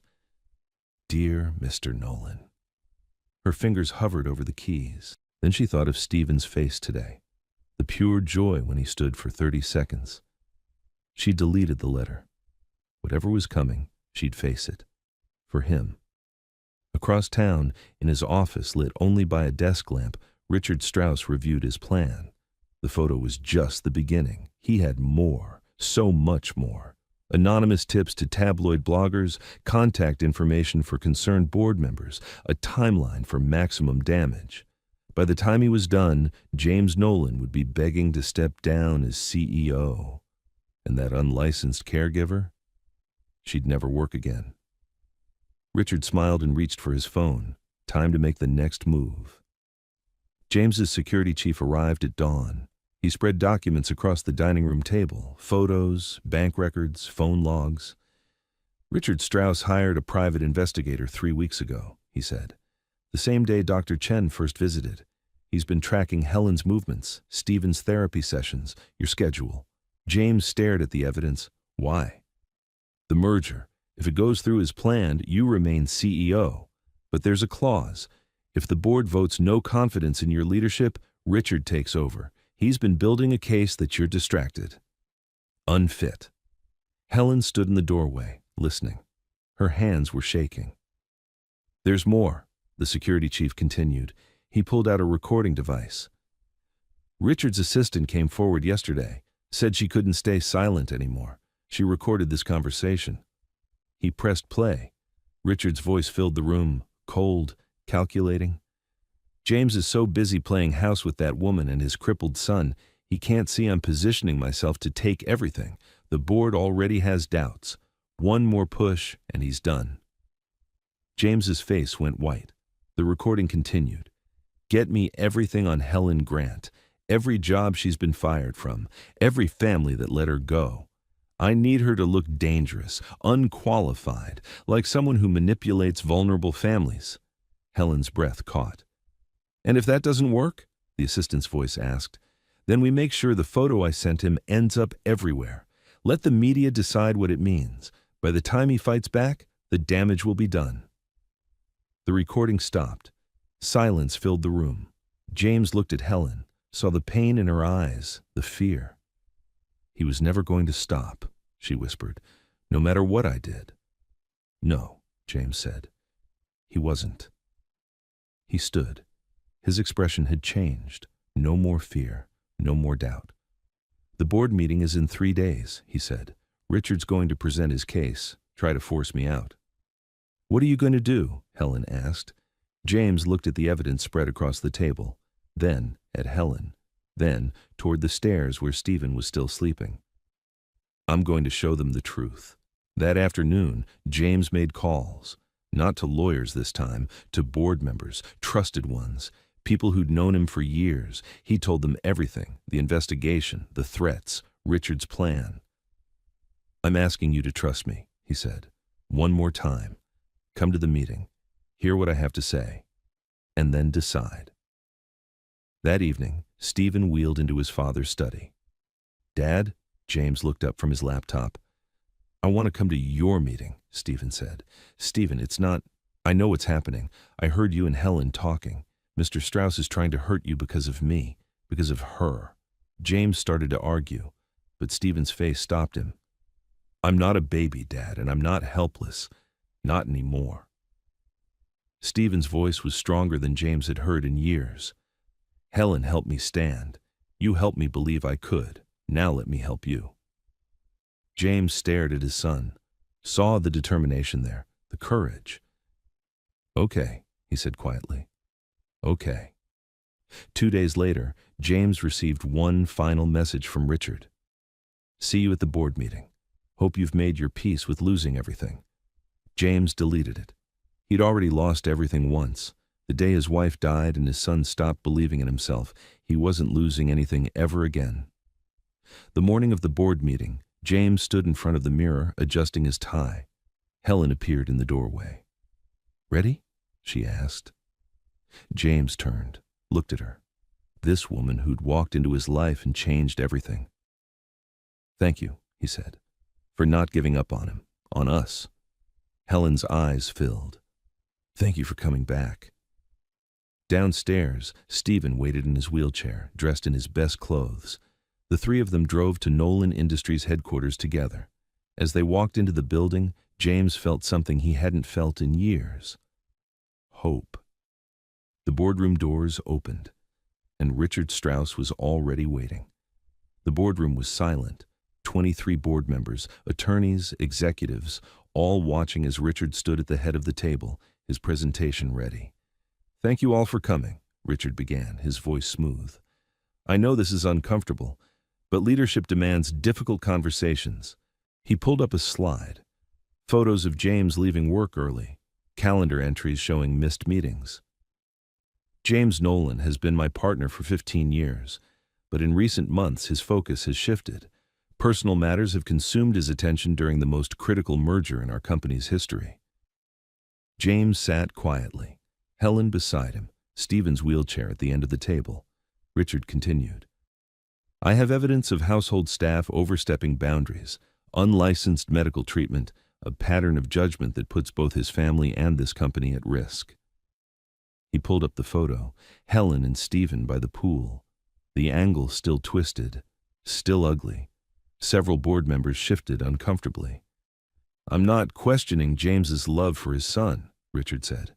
"I'm questioning whether personal crisis should dictate corporate leadership." He sat down, looking satisfied. James stood slowly. "Thank you, Richard, for showing everyone exactly who you are." He nodded to his attorney, who began distributing folders to each board member. "Inside, you'll find bank records showing Richard hired a private investigator to stalk my son's caregiver, phone logs proving he filed a false complaint with the medical board, and recordings, provided by his own assistant, of Richard planning to manufacture evidence against me."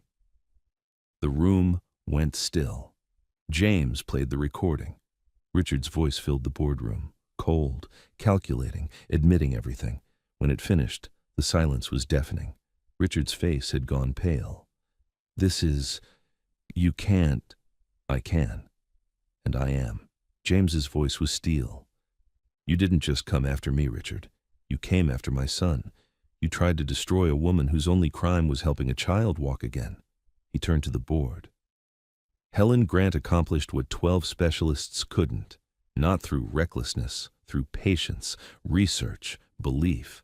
Dr. Patricia Chen has documented everything. It's all in your folders." James paused, then gestured to Stephen. "But you don't have to take my word for it." Stephen gripped the armrests of his wheelchair. His hands were shaking, but his face was set with determination. Helen moved to his side, but Stephen shook his head. "I want to try alone." The room held its breath. Stephen pushed himself up. His legs trembled, but they held. And then, step by step, he walked. 12 deliberate steps across the boardroom floor to where his father stood. Someone gasped. Another board member wiped her eyes. When Stephen reached James, his father's arms went around him, holding him steady. "Helen didn't just help me walk," Stephen said, his young voice clear in the silent room. "She helped my dad remember how to be my dad." James's eyes closed. His son's words landed in a place he didn't know was still broken. The board voted immediately. Richard was removed, not just from merger leadership, from the company entirely. He left without a word, his face twisted with fury. 3 months later, the Helen Grant Foundation opened its doors, a building downtown filled with light and hope, free therapy for families who'd been told impossible. At the ribbon cutting, Stephen walked across the stage, no assistance, no help, and handed his father the scissors. The crowd erupted in applause. But the moment James would remember forever came that evening. They sat by the reflecting pool, the three of them, Stephen's legs dangling in the water, strong enough now to kick gently. "You know what I was thinking about today?" Stephen asked. "What?" James said. "Mom. I think she would have liked Helen." Helen's breath caught. James looked at her, saw the tears in her eyes. "Yeah," he said softly. "She would have." Stephen smiled, leaned his head against his father's shoulder, and in that moment, sitting by the water where everything changed, James understood something he'd missed for so long. Grace doesn't always announce itself. Sometimes it shows up quiet, steady, in the form of a woman who believed when no one else would. Sometimes it shows up in a son who forgives. Sometimes it shows up in a second chance you don't deserve but receive anyway. Helen reached over, squeezed James's hand once. He squeezed back. And in the fading light, they sat together. Not as employer and employee. Not as broken people trying to fix each other. But as family. The kind that doesn't come from blood. The kind that comes from showing up. From believing. From refusing to let fear win. The kind worth fighting for. When the billionaire walked in and saw what his nanny was doing with his twins, everything he believed about love shattered. Nicholas Smith stood frozen in the doorway of his own home, his breath caught somewhere between shock and something he couldn't name. He had come home early, something he never did. And what he saw in that moment, in the middle of his living room floor, stopped his entire world. Angela Harris, the nanny he'd hired 3 weeks ago, was kneeling between his children. Ethan and Isabel, his 3-year-old twins, were walking. Not just walking, they were walking toward each other, their small hands reaching, their faces lit with something Nicholas hadn't seen in 3 years. Joy. And then they laughed. That sound pure, bright, innocent, cut through Nicholas like a blade, because he had never heard it before, not once, not in all the time he'd been their father. He stood there, invisible in his own home, watching a stranger unlock something in his children that he didn't even know existed. And in that moment, Nicholas realized something that would break him completely. 3 years ago, Nicholas Smith's world ended in a hospital room. His wife, Caroline, died just hours after giving birth to their twins Ethan and Isabel. Born premature, fragile, both diagnosed with Down syndrome. The doctors said, they'll need twice the love, twice the patience. But all Nicholas heard was the silence where Caroline's heartbeat used to be. He became a father and a widower in the same breath. And the guilt. The guilt was unbearable. Every time he looked at his children, he saw her. The life that was taken to give them life. The love he had lost. The future that died with her. So he did what broken people do when the pain becomes too much. He ran. Not physically. He stayed in the same penthouse overlooking Central Park. He went through the motions. But emotionally, he disappeared. He buried himself in work, in meetings, in deals that took him everywhere except where he was needed most. Home. The penthouse became a tomb, silent, cold, empty. 13 nannies came and went. Each one left with the same words. They're too difficult. I can't do this. This isn't what I expected. And every time, Nicholas would write a check, close the door, and tell himself it wasn't his fault. But deep down, he wondered if the problem wasn't his children. Maybe it was him. Then one November morning, a woman named Angela Harris walked through his door. She wasn't polished. She didn't promise miracles. She just looked him in the eye and said, I can't promise they'll be easy, Mr. Smith, but I can promise I won't give up on them. Nicholas hired her out of desperation. He didn't believe her. He didn't believe anyone anymore. But 3 weeks later, on an ordinary afternoon when Nicholas came home early for the first time in years, he walked into his living room and saw something that would change everything. Angela was on the floor with his twins, and they were walking toward each other, laughing. Nicholas stood there, frozen, as the world he'd built around his grief began to crack, because in that single sacred moment, he realized something he'd been too afraid to see. Love had been here all along. He'd just been too broken to look. But now, standing in the doorway of his own life, Nicholas understood something deeper, something terrifying, something that would either destroy him or save him. He had a choice. He could keep hiding, or he could finally step through that door and learn what it really meant to be a father. But before we continue, I need you to do something. Click subscribe, like this video, and tell me where in the world are you watching from. Because this story isn't just about Nicholas and his twins. It's about all of us. It's about the moments we miss because we're too afraid to stay. It's about the love we walk away from because the pain feels safer than the healing. Sometimes God doesn't fix your life all at once. He sends someone, a stranger, a quiet presence, a gentle soul who reminds you that your heart can still beat, that your life can still be beautiful. If this story touches something in you, don't keep it to yourself. Share it. Let someone else believe again. Let someone else know they're not alone. Now, let me tell you how it all began. Nicholas Smith had forgotten what silence sounded like until it became the only language his home knew. The penthouse stretched 40 floors above Central Park, wrapped in glass and steel, designed to make a man feel like he'd conquered the world. But conquering the world meant nothing when you couldn't face the two small people living in the room down the hall. Every morning began the same way. Nicholas woke at 5:30 a.m., dressed in the dark, and left for the office before the twins stirred. He told himself it was discipline, routine, the habits of a successful man. But the truth was simpler and far more painful. He was running. 3 years, 1,095 days since Caroline died. Since the doctor had placed 2 tiny, fragile infants in his arms and said, "They'll need you now more than ever." Nicholas had looked down at Ethan and Isabel, their eyes barely open, their bodies so small they fit in the crook of one arm, and all he could think was, she's gone, and they're the reason why. He hated himself for thinking it. But he couldn't stop. The penthouse became a museum of avoidance. Rooms he didn't enter, doors he didn't open, meals he didn't share. He hired nannies one after another, hoping someone else could fill the space he refused to occupy. But they all left eventually, each one with the same exhausted resignation in their eyes. "They're too demanding, Mr. Smith. I'm not trained for this level of need. I think you need someone with more experience." Nicholas would nod, write the check, close the door, and return to his office, where spreadsheets didn't need him to feel anything, and conference calls didn't ask him to be present. By the time Ethan and Isabel turned 3, they had stopped reaching for him. They didn't cry when he walked past their rooms. They didn't look up when he stood in doorways, watching from a distance like a man observing his own life through glass. Ethan would rock gently in the corner, hands flapping when he was overwhelmed, his eyes focused on something Nicholas couldn't see. Isabel would hum a soft, repetitive sound that filled the silence, but never broke it. The developmental pediatrician had been kind but direct. "Children with Down syndrome thrive on connection, Mr. Smith. Consistency.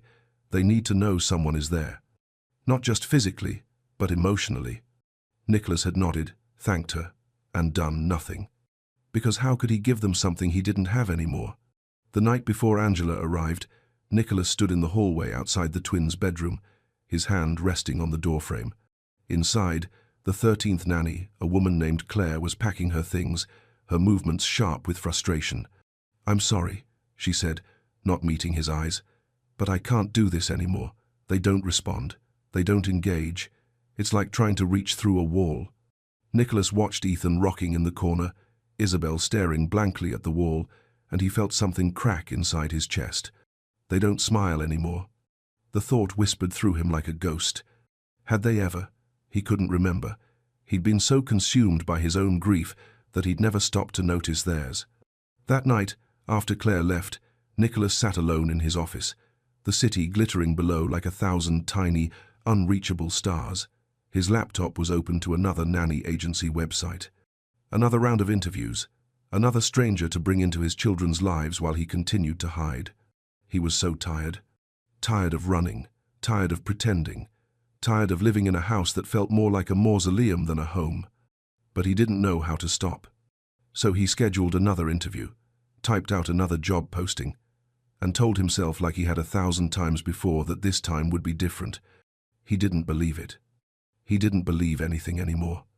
But the next morning, when Angela Harris walked through his door, something shifted. He didn't know it yet. But his life, the life he'd been hiding from for 3 years, was about to begin again. The morning Angela Harris walked through his door, Nicholas barely looked up from his phone. He was standing by the window, scrolling through emails, half listening to the sounds of the city waking up below. Another interview, Another candidate. Another person who would promise to stay and leave within a month. He'd stopped hoping weeks ago. "Mr. Smith?" Her voice was quiet, steady, not trying to impress him or fill the silence with nervous energy. Nicholas turned. The woman standing in his doorway wasn't what he expected. No tailored blazer, no leather portfolio, no polished smile practiced in front of a mirror. She wore simple scrubs, faded blue, like she'd come straight from a hospital shift, and carried a worn backpack slung over one shoulder. Her hair was natural, pulled back in a low bun, and her eyes were calm, clear, like she'd already seen the worst of life and decided it wasn't going to break her. "Angela Harris," she said, extending her hand. Nicholas shook it briefly. Her grip was firm, warm. "Have a seat," he said, gesturing to the chair across from his desk. She sat, folding her hands in her lap, waiting. Nicholas pulled up her resume on his tablet, thin, compared to the others. A few years working with special needs children at a community center, some volunteer work, no fancy certifications, no letters of recommendation from elite families. "You don't have much experience with private care," he said, more statement than question. "No, sir," Angela replied, "but I have experience with children who need someone to see them, not their diagnosis, not their limitations, just them." Nicholas looked up, caught off guard by the quiet certainty in her voice. "My twins are 3 years old," he said carefully. "Both have Down syndrome. They're non-verbal for the most part. They don't engage easily. The last nanny said they were—" He paused, the word bitter on his tongue. "Impossible." Angela didn't flinch, didn't look away. "Children aren't impossible, Mr. Smith," she said softly. "They're just waiting for someone who won't give up on them." The words landed harder than Nicholas expected. He cleared his throat, looking back down at the tablet. "The position is Monday through Friday, 8 to 6, weekends off. I'll provide a schedule, meals, therapy appointments, routines. I expect daily updates. And I need someone who can commit, long term." "I can do that," Angela said. "Can you?" Nicholas's voice came out sharper than he intended. "Because I've hired 13 people in 3 years, and none of them lasted more than a few months." Angela met his gaze, unflinching. "I can't promise they'll be easy," she said, "but I can promise I won't give up on them." Nicholas studied her face, searching for the crack, the hesitation, the doubt that always appeared eventually. But all he saw was calm, resolve. He didn't believe her, but he was out of options. "Fine," he said, standing. "You start tomorrow. I'll have my assistant send over the paperwork." Angela rose, slinging her backpack over her shoulder. "Thank you, Mr. Smith. I won't let you down." Nicholas nodded, already turning back to his phone. He didn't walk her out, didn't ask if she had questions. He just waited until he heard the front door close, then exhaled slowly, pressing his palms against the cool glass of the window. Another nanny. Another inevitable disappointment. He told himself not to hope. Hope only made it hurt more when they left. The next morning, Nicholas left for the office, at 6, as always. By the time Angela arrived at 8, he was already in his first meeting, his mind far from the penthouse and the 2 children he'd left behind. But in his office, tucked in the corner of his desk, was something he hadn't touched in weeks. The monitor. Connected to the cameras he'd installed throughout the apartment months ago. Security, he'd told himself.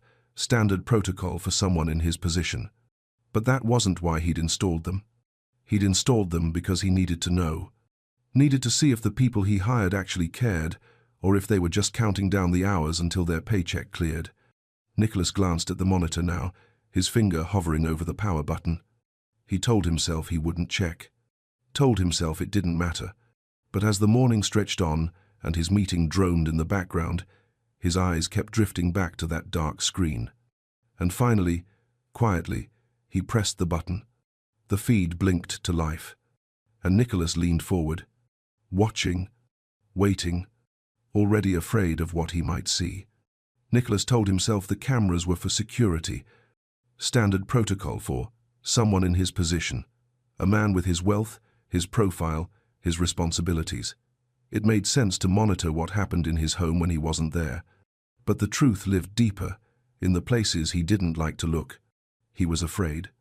afraid that Angela would see his children the way everyone else did, as too much work, too little reward, too far from normal, afraid that she would smile to his face and ignore them when he wasn't watching, afraid that she would confirm what terrified him most, that Ethan and Isabel were unlovable. And if they were unlovable, what did that make him? So he watched.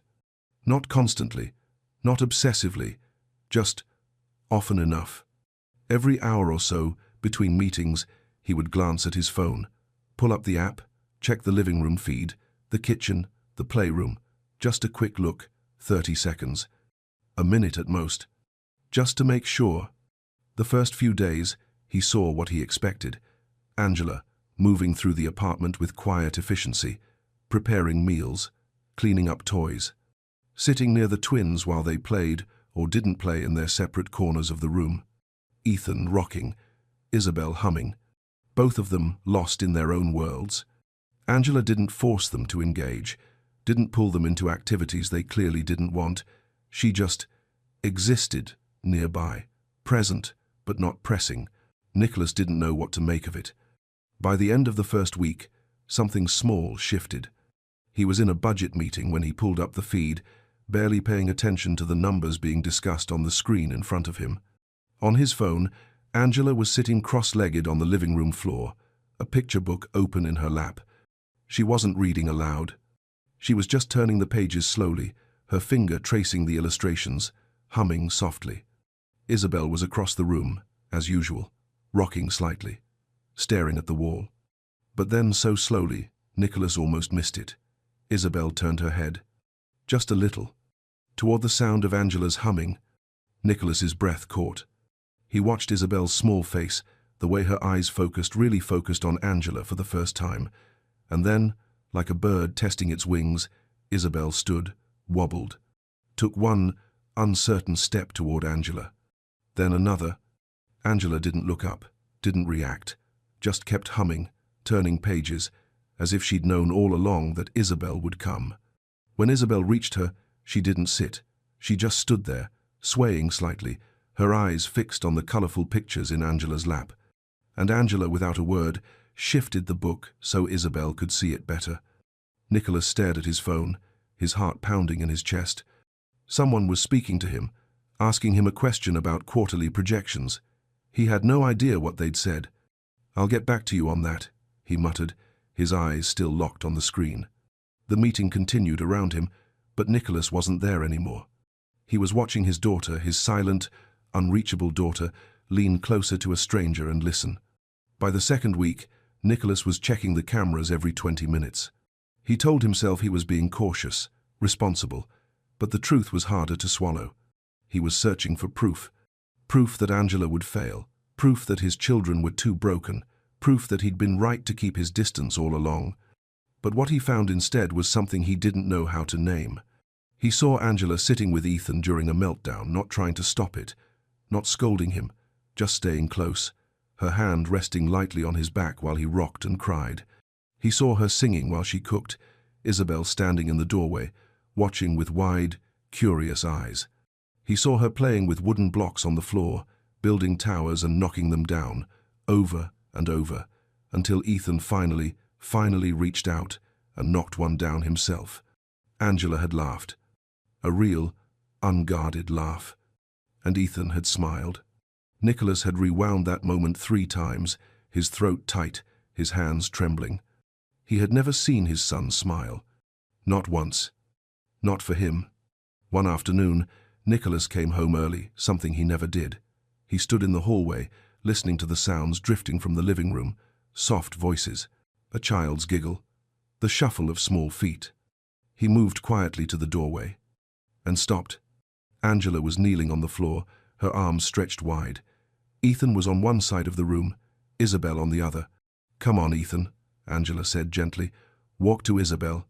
She's waiting for you, baby." Nicholas's breath caught in his throat. Ethan took a shaky step forward, then another. Isabel mirrored him from the other side, her tiny hands reaching. And when their fingers touched in the middle, when they tumbled into Angela's arms, laughing, Nicholas felt something inside him crack wide open. He stood there, frozen in his own doorway, tears burning his eyes. And for the first time in 3 years, Nicholas Smith felt his heart beat again. Nicholas didn't sleep that night. He lay in bed, staring at the ceiling, replaying the moment over and over in his mind. The sound of his children's laughter, the way their hands had reached for each other, the light in their faces, a light he'd convinced himself didn't exist. And Angela, kneeling between them like she'd known all along what they were capable of, like she'd seen something in them he'd been too afraid to look for. The shame was suffocating. He had been 20 feet away, down the hall, behind a closed door, watching life happen on a screen instead of being part of it. And in that single moment, standing in his own doorway like a stranger, Nicholas understood something that shattered him completely. He hadn't been protecting his children by staying away. He'd been abandoning them. The next morning, he didn't leave for the office at 6. He stayed. Dressed, showered, but he stayed. He heard Angela arrive, heard her quiet greeting in the hallway, heard the twins stirring in their rooms. And instead of retreating to his office like he always did, Nicholas stood in the kitchen, gripping a cup of coffee he couldn't taste, his heart pounding like he was about to walk into battle. When Angela came in, she paused. "Good morning, Mr. Smith," she said, surprised but calm. "I didn't know you'd be home today." "I'm not staying long," Nicholas lied. "Just needed to take care of some things here." Angela nodded, moving past him to start breakfast. She didn't press, didn't ask questions, just began her routine as if he wasn't standing there, out of place in his own home. Nicholas watched her work. She moved with quiet efficiency, cracking eggs, slicing fruit, humming that same soft melody she always did. And then the twins appeared, padding into the kitchen in their pajamas, hair messy from sleep. Ethan went straight to his chair. Isabel climbed into hers, rocking slightly. Neither of them looked at Nicholas. It was like he wasn't even there. Angela set their plates in front of them, scrambled eggs, sliced strawberries, toast cut into small squares. "Good morning, babies," she said gently, brushing a hand over Isabel's hair. "Did you sleep well?" Isabel hummed in response. Ethan picked up a piece of toast, examining it closely before taking a bite. And Nicholas stood there, holding his coffee, feeling like a ghost haunting his own life. "Would you like to join us, Mr. Smith?" Angela's voice was soft, but there was something in it, something that felt like an invitation and a challenge at the same time. Nicholas hesitated. Every instinct told him to leave, to retreat to his office where he was safe, where he didn't have to face the distance between him and his children, where he didn't have to feel.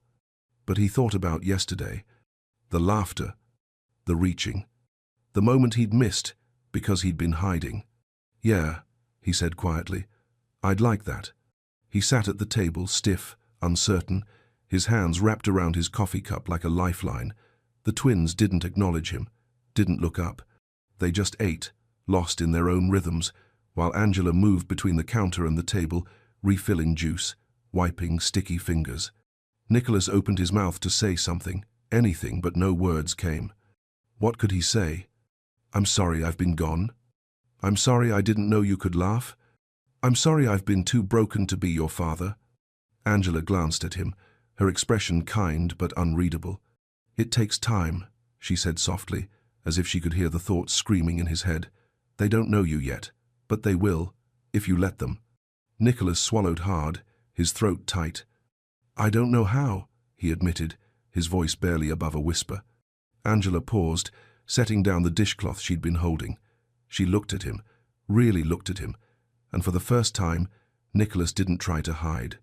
"You start by being here," she said. "Not watching, not planning, just here, present. That's where it begins." Nicholas nodded, tears burning behind his eyes. Across the table, Ethan dropped his toast. It tumbled off his plate, landing on the floor.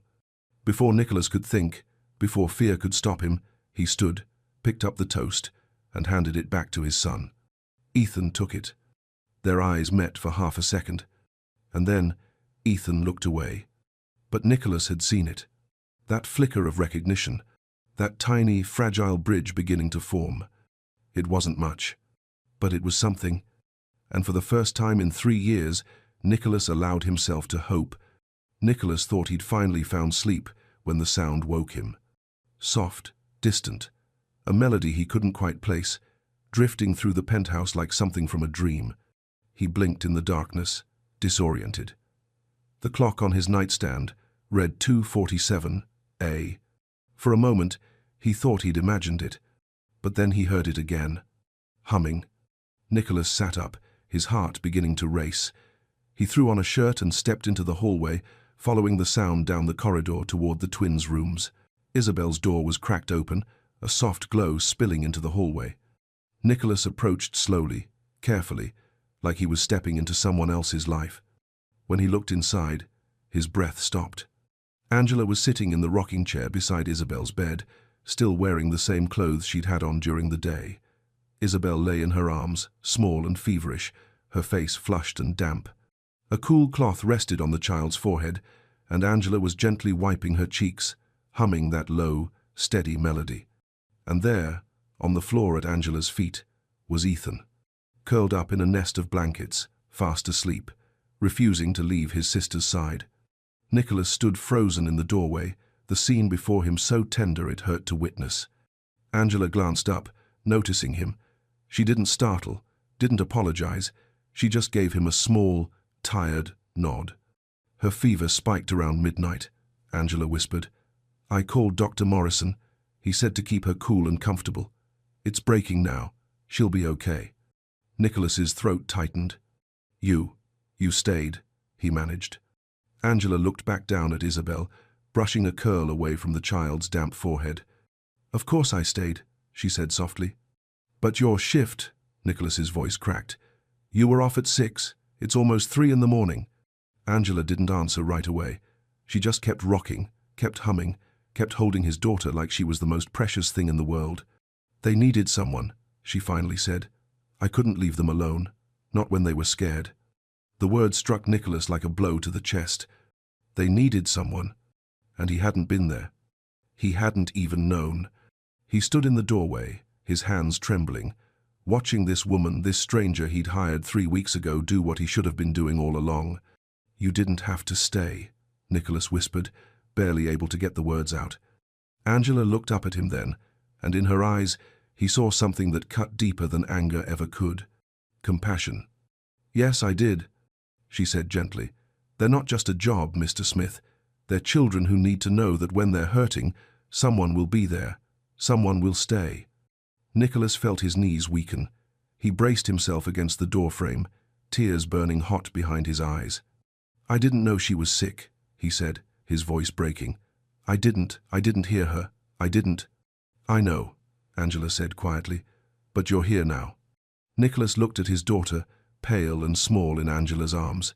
He looked at his son, curled protectively on the floor beside them, and he realized, with a clarity that shattered him, that this was what love looked like. Not grand gestures, not expensive gifts or carefully curated schedules. Just this. Staying. Being there when it was hard, when it was messy, when there was no applause, no recognition, no reward except the knowledge that a child wasn't alone in their fear. Angela had made that choice without hesitation. And Nicholas. He had been asleep down the hall, completely unaware that his children were suffering. "Can I?" His voice broke. He tried again. "Can I do anything?" Angela's expression softened. "You can sit with Ethan," she said. "I think he'd like to know his father is here." Nicholas nodded, unable to speak. He crossed the room slowly, his movements uncertain, and lowered himself to the floor beside his son. Ethan stirred slightly, his small face relaxed in sleep. Nicholas reached out, his hand hovering over Ethan's back, afraid to touch him, afraid he didn't have the right. But then he remembered Angela's words. "You start by being here." So Nicholas placed his hand gently on his son's shoulder. Ethan didn't wake, but he settled deeper into sleep, as if some part of him knew. His father was finally there. Nicholas sat on that floor until dawn broke through the windows, his hand never leaving his son's back, tears streaming silently down his face. And across the room, Angela continued to rock Isabel, humming softly, her eyes heavy with exhaustion, but filled with something Nicholas had forgotten existed. Grace. The kind of grace that doesn't give up. The kind that stays. 6 weeks after Angela started, guilt became heavier than fear. Nicholas had been carrying it like a stone in his chest, growing larger, sharper, impossible to ignore. Every time he looked at Angela with his children, every time he saw the trust in her eyes, the weight pressed harder. She didn't know. She didn't know he'd been watching her, studying her, recording her every move like she was a suspect instead of a savior. And the longer he waited, the worse it became. One evening, after the twins were asleep, Nicholas found Angela in the kitchen, wiping down the counters, preparing to leave for the night. "Angela," he said, his voice rougher than he intended, "can you stay? Just for a few minutes. I need to. I need to tell you something." She looked up, concern flickering across her face. "Of course."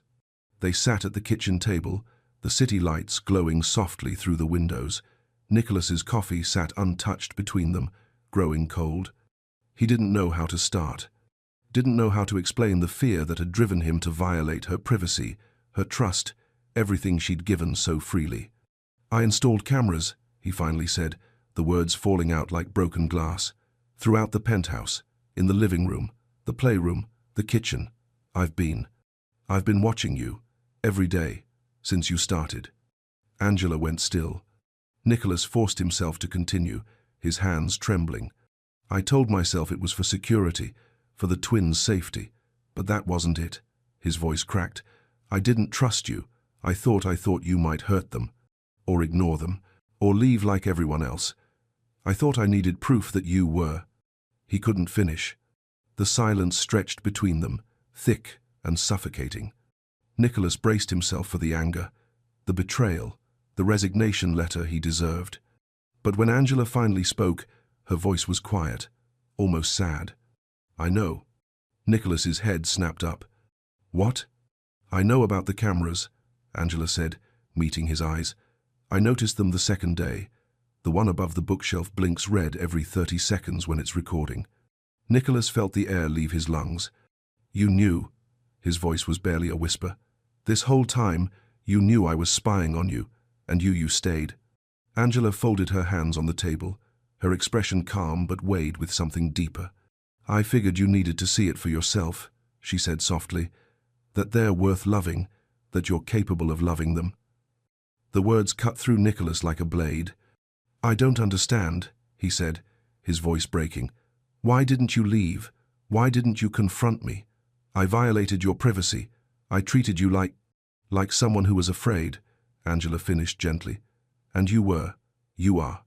Nicholas pressed his palms against his eyes, trying to hold himself together, but the dam was breaking. "I don't know how to be their father," he choked out. "I look at them and all I see is her, Caroline, everything I lost, everything I failed to protect. The doctors said they'd need twice the love, and God, Angela, I don't even know if I have any left to give." "Yes, you do," Angela said, her voice steady and sure. "I've seen it, in the way you stand in doorways watching them, in the way your hands shake when you get close, in the way you torture yourself with cameras because you're so terrified of failing them again."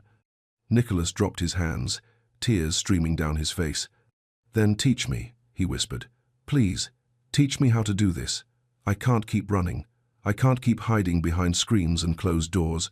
I want to be their father. I don't know how." Angela reached across the table, her hand covering his. It was the first time she'd ever touched him. "You don't need lessons, Nicholas," she said, using his first name for the first time. "You don't need to be perfect. You just need to be there. Let them see you. Let them know you. That's where it starts. That's where love begins." A sound broke the moment, small, tentative. They both turned. Ethan stood in the doorway clutching his stuffed bear, his eyes wide and sleepy. Nicholas's heart stopped. For 3 years, he'd avoided this exact moment, being needed, being seen. But now, looking at his son standing there in the dim light, Nicholas felt something shift inside him.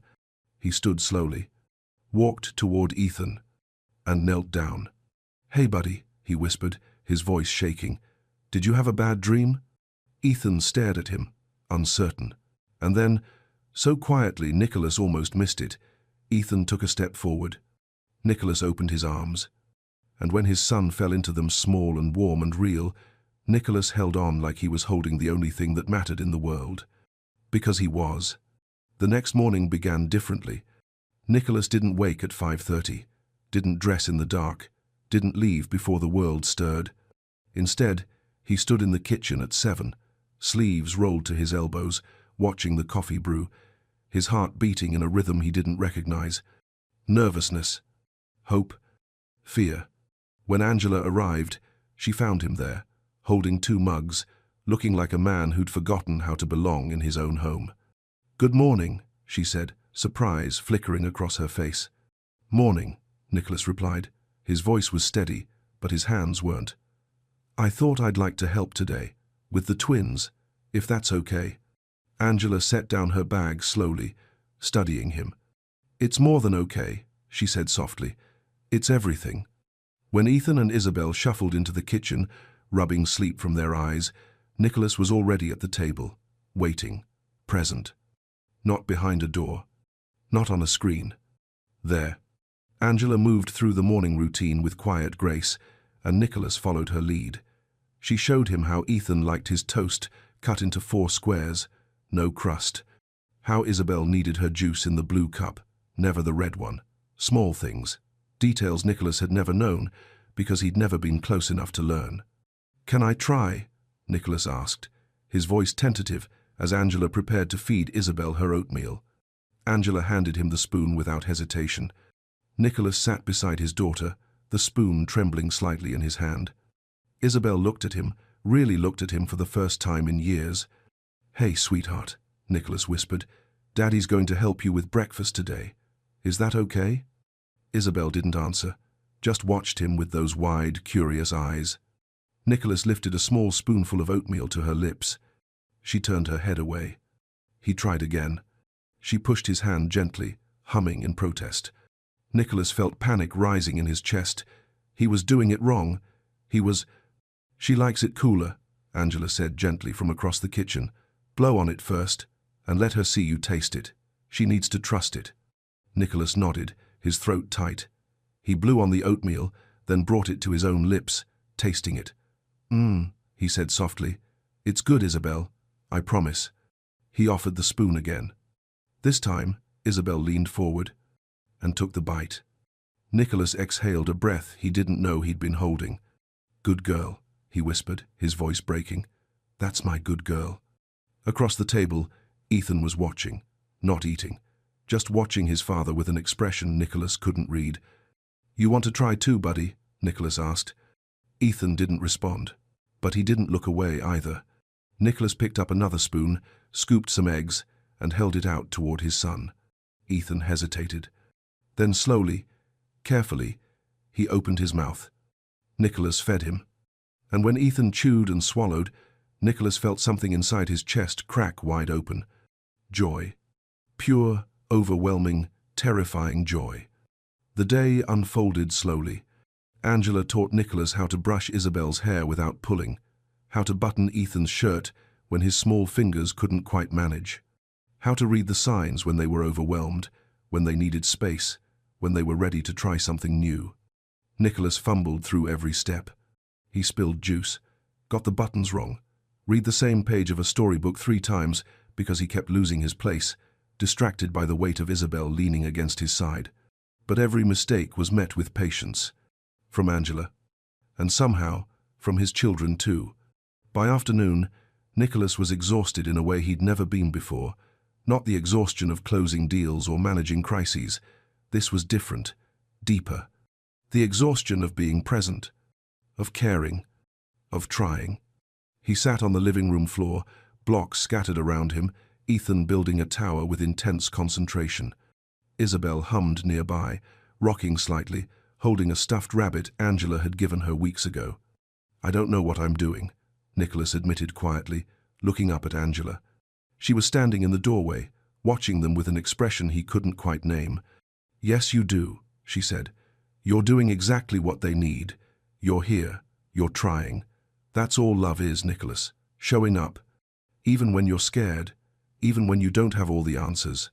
Nicholas looked down at Ethan, at the careful way his son placed each block, his tongue poking out in concentration. "I've wasted so much time," Nicholas whispered. "Then don't waste any more," Angela said gently. Ethan's tower wobbled, fell, blocks scattered across the floor. Nicholas waited for the meltdown, the tears, the frustration. But Ethan just looked at the fallen blocks, then looked at his father, and slowly, tentatively, pushed one block toward Nicholas. An invitation.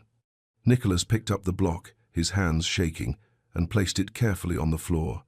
Ethan added another, then another, and together father and son they began to build. Not perfectly, not easily, but together. And for the first time in 3 years, Nicholas wasn't watching life happen from a distance. He was living it, right here, in the mess and the fumbling and the beautiful, broken beginning of something real. Angela turned away from the doorway, her eyes wet with tears she didn't want them to see, because she'd just witnessed something sacred. A father coming home. The invitation arrived on a Tuesday afternoon. Nicholas stared at the embossed card in his hand, his brother-in-law Marcus's precise handwriting across the front. Family dinner, Saturday, 6 p.m. It's been too long. But what Marcus really meant was clear. It's time to explain yourself. Nicholas hadn't seen Caroline's family in over a year. He'd made excuses, work trips, scheduling conflicts, anything to avoid the questions in their eyes, the judgment he knew he deserved. But now, standing in his living room, watching Angela help Isabel put on her shoes while Ethan practiced counting blocks, Nicholas realized something. He wasn't the same man they remembered. And maybe it was time they knew that. "Angela," he said quietly, "would you come with us? To the dinner?" She looked up, surprised. "Mr. Smith, I don't think." "Nicholas," he corrected gently. "And I'm not asking as your employer.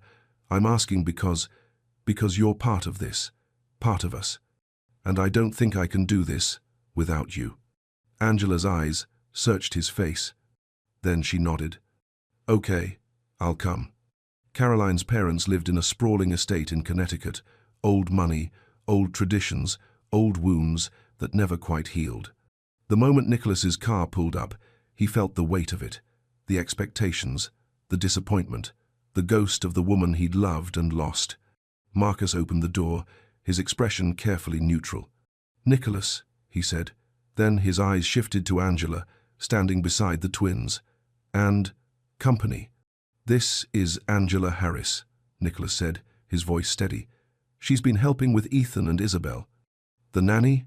Marcus said flatly. "Yes, we've heard." The word landed like a stone. The nanny. As if that diminished everything she was, everything she'd done. Inside, the dining room was set with crystal and silver, every detail perfect, every surface cold. Caroline's mother, Diane, sat at the head of the table, her eyes red-rimmed but dry. She looked at the twins really, looked at them for the first time in over a year. "They've grown," she whispered. "They have," Nicholas said softly, guiding Ethan and Isabel to their seats. Dinner began with strained pleasantries, questions about Nicholas's business, comments about the weather, everything except what everyone was really thinking, until Marcus cleared his throat. "So, Nicholas," he said, his tone sharp, "we've been wondering when you'd finally bring the children around. It's been, what, 14 months since we last saw them?" Nicholas set down his fork. "I know, and I'm sorry. I should have." "You should have done a lot of things," Marcus interrupted. "Caroline loved her family. She would have wanted her children to know us, to be part of—" "Don't." Nicholas's voice was quiet but firm. "Don't tell me what Caroline would have wanted. I live with that every single day." The table fell silent. Isabel began to rock slightly, overwhelmed by the tension. Angela placed a gentle hand on her back, whispering something soft that only Isabel could hear. Marcus noticed. "Is this really appropriate?" he said, looking at Angela. "Having the help at a family dinner?" And something inside, Nicholas snapped. Not with anger, but with clarity. He stood slowly, his chair scraping against the hardwood floor. "Angela isn't the help," Nicholas said, his voice cutting through the silence. "She's the reason my children are thriving. She's the reason Ethan speaks now. She's the reason Isabel laughs. She stayed when 13 other people walked away. She sat up all night when Isabel had a fever. She taught me how to be a father when I'd forgotten what that meant." He looked around the table, meeting every pair of eyes. For 3 years, I abandoned my children because I was drowning in grief, and not one person at this table, not one reached out to help. But Angela did. She showed up. She stayed. And if anyone here has a problem with her being at this table, then we'll leave. Because she belongs here more than anyone who's ever called my children difficult or looked at their diagnosis before seeing their hearts. The room was utterly still. Diane's hands trembled as she set down her glass. I tried to call, she said, her voice breaking, so many times. But you never answered. You shut us all out, Nicholas. We didn't know how to reach you. Nicholas felt the weight of her words. I know, he said quietly, and I'm sorry. I was so lost in my own pain that I couldn't see anyone else's, but I'm here now. And I'm asking if you want to know Ethan and Isabel, really know them, then I need you to see them.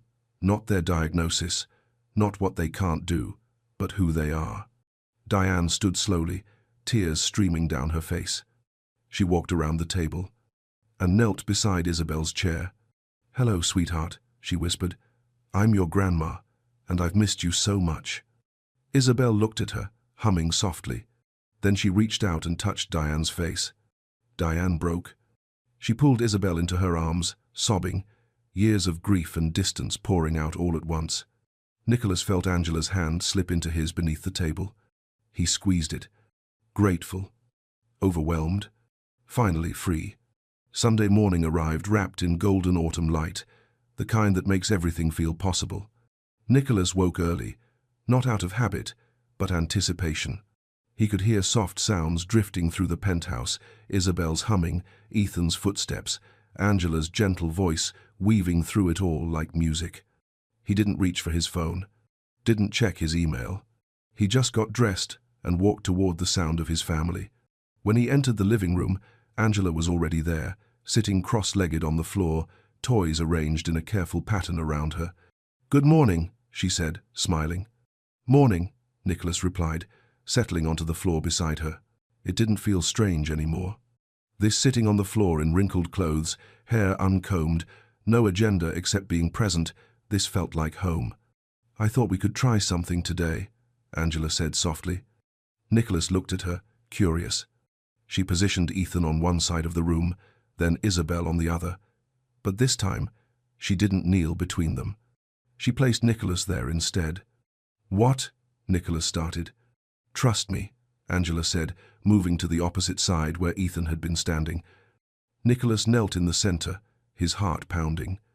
Angela smiled at the twins. Okay, babies, show Daddy what you can do. Ethan looked at Angela, then at his father, his small face serious, concentrating. Come on, Ethan, Angela encouraged. Go to Daddy. Ethan took one wobbling step, then another. From the other side, Isabel began moving toward Angela, her hands outstretched. But then something shifted. Ethan changed direction. He wasn't walking toward Angela anymore. He was walking toward Nicholas. Nicholas's breath caught in his throat, his vision blurring. Ethan reached him, those small, uncertain steps covering the distance between them. And when he got close enough, Ethan threw his tiny arms around Nicholas's neck and spoke. One perfect, world-shattering word. Dada. Nicholas's world stopped. He pulled his son close, tears streaming freely down his face, his whole body shaking. I'm here, buddy, he choked out. Daddy's here. I'm so sorry it took me so long, but I'm here, now. I'm here. Across the room, Isabel reached Angela, grabbing onto her legs, looking up with those wide, trusting eyes. Gigi, Isabel said clearly. Angela's hand flew to her mouth, tears spilling over. She scooped Isabel up, holding her close, laughing and crying at the same time. Nicholas looked up at Angela through his tears, still holding Ethan, and in that moment, they both understood. This wasn't employer and employee. This wasn't caregiver and parent. This was family. Broken and rebuilt, scarred and healing, imperfect and real. Nicholas reached out his hand. Angela took it, and together, with Ethan in Nicholas's arms and Isabel in Angela's, they held each other in the streaming sunlight. Thank you, Nicholas whispered, for not giving up on us. for showing me what love looks like when it stays." Angela smiled through her tears. "You were always worth the wait, Nicholas. All three of you." They stayed there, wrapped in each other, while the city hummed 40 stories below, and life, real, messy, beautiful life, pulsed around them. Later that afternoon, Nicholas did something he'd been planning for days. He went through the penthouse, one room at a time, and quietly removed every camera. When Angela noticed, she didn't say anything. She just watched as he carried the last monitor to his office and tucked it away in a drawer. "You don't need them anymore?" she asked softly. Nicholas shook his head. "I spent 3 years watching life happen from behind a screen," he said. "Afraid to be part of it, afraid to feel it. But I don't want to observe anymore, Angela. I want to live. I want to be here, really here, for every moment. The hard ones and the beautiful ones, the tantrums and the triumphs. All of it." Angela's eyes shimmered. "That's what they've always needed," she said. "Not a perfect father, just a present one." That evening, as the sun set over Manhattan, painting the sky in shades of amber and rose, the four of them walked through Central Park. Nicholas pushed both twins on the swings, their laughter ringing out clear and bright. Angela stood beside him, her hand brushing his, their shoulders touching. Other families played nearby, parents chasing toddlers, couples walking dogs, children shrieking with joy on the playground. And, for the first time in 3 years, Nicholas didn't feel separate from them. He was one of them. A father, flawed and learning, broken and healing, but present, finally, blessedly present. Ethan called out from the swing, "Higher, Dada!" Nicholas laughed, a real, unguarded laugh, and pushed him higher. Isabel reached for Angela, singing her humming song. And Nicholas looked at the woman beside him, this quiet miracle, who'd walked into his life and reminded him what love was. "I don't know what we are anymore," he said softly. "You're not just their caregiver. You're not just—" "I don't have the right words." Angela smiled, watching the twins. "Maybe we don't need words yet," she said. "Maybe we just keep showing up, keep choosing each other, keep building this beautiful, imperfect thing together." Nicholas nodded, his throat tight with emotion. "I can do that," he whispered. "For them, for you, for the rest of my life I can do that." The sun dipped lower, casting long shadows across the park. And as they walked home together, hands connected, laughter echoing, hearts finally whole, Nicholas understood something profound.